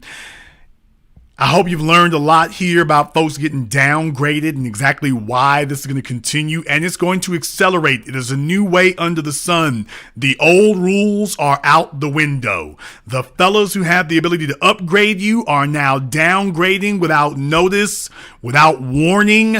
Everything you got, you will look up the next week and somebody else will have it, and you will be out here humping it by yourself, and it will be hella uncomfortable. You will pretend to like it. You will pretend to be be okay. Once you go in the meat grinder, things are a little bit different. But don't worry, Miss Size 18 over there, she got your back. You'll be sitting up there late night one day when she can't get one of those fellas on Tinder to respond. You'll be there with her, or some little old ladies or other failures in the family. You have choices. You have choices. Be looking for these other programs I have coming up here. The lottery ticket, you won the lottery, last train leaving, among other things coming up. Going to be having a patron program probably this weekend. So my patron people, you've been loving it over there. Thank you very much for joining for that as well. Probably going to be following up on that. They're loving the dark arts game about it. So a little bit more we're putting into that right there. Yes, we deal with power dynamics in a bare knuckle fashion. The stuff that other people are scared to talk about and the places they're scared to venture, we go there boldly. So you definitely want to join us for that. If you are new here to the business, welcome to the program that laid the foundation upon which all of these red pill MGTOW high-value posers and frauds have stolen and ripped off everything that they're going to be screwing up on their YouTube channels next week. This is the place they're getting it from now. So go ahead and make sure you click that red subscribe button, click that yellow notification bell, make sure you have those turned on. And if you haven't signed up for our Patreon, you definitely want to consider doing that as well. A lot of exclusive stuff goes down over there. People are loving it, so definitely go ahead and check that out as well. Very glad to have you all with us here this evening. Thank you to everyone who has contributed to support on PayPal or Cash App and in the Super Chat as well. I'm glad to have you all here with us. Go ahead and review this. Yes, this program is staying up on YouTube. Glad to have you all here with us here. We're going to be doing another program. I don't know. I might do another program tomorrow night because I have a few things on my mind. It will not be the last train leaving program. There won't be that when I'm putting that together, but I might do another program tomorrow night. So if I am, hey, be on the lookout for that. And this concludes tonight's broadcast of The Business. I am your host, your brother, your humble servant, Mr. Jason Black. And until next time, my brothers and my sisters from around the world, remember, handle your business or your business will handle you.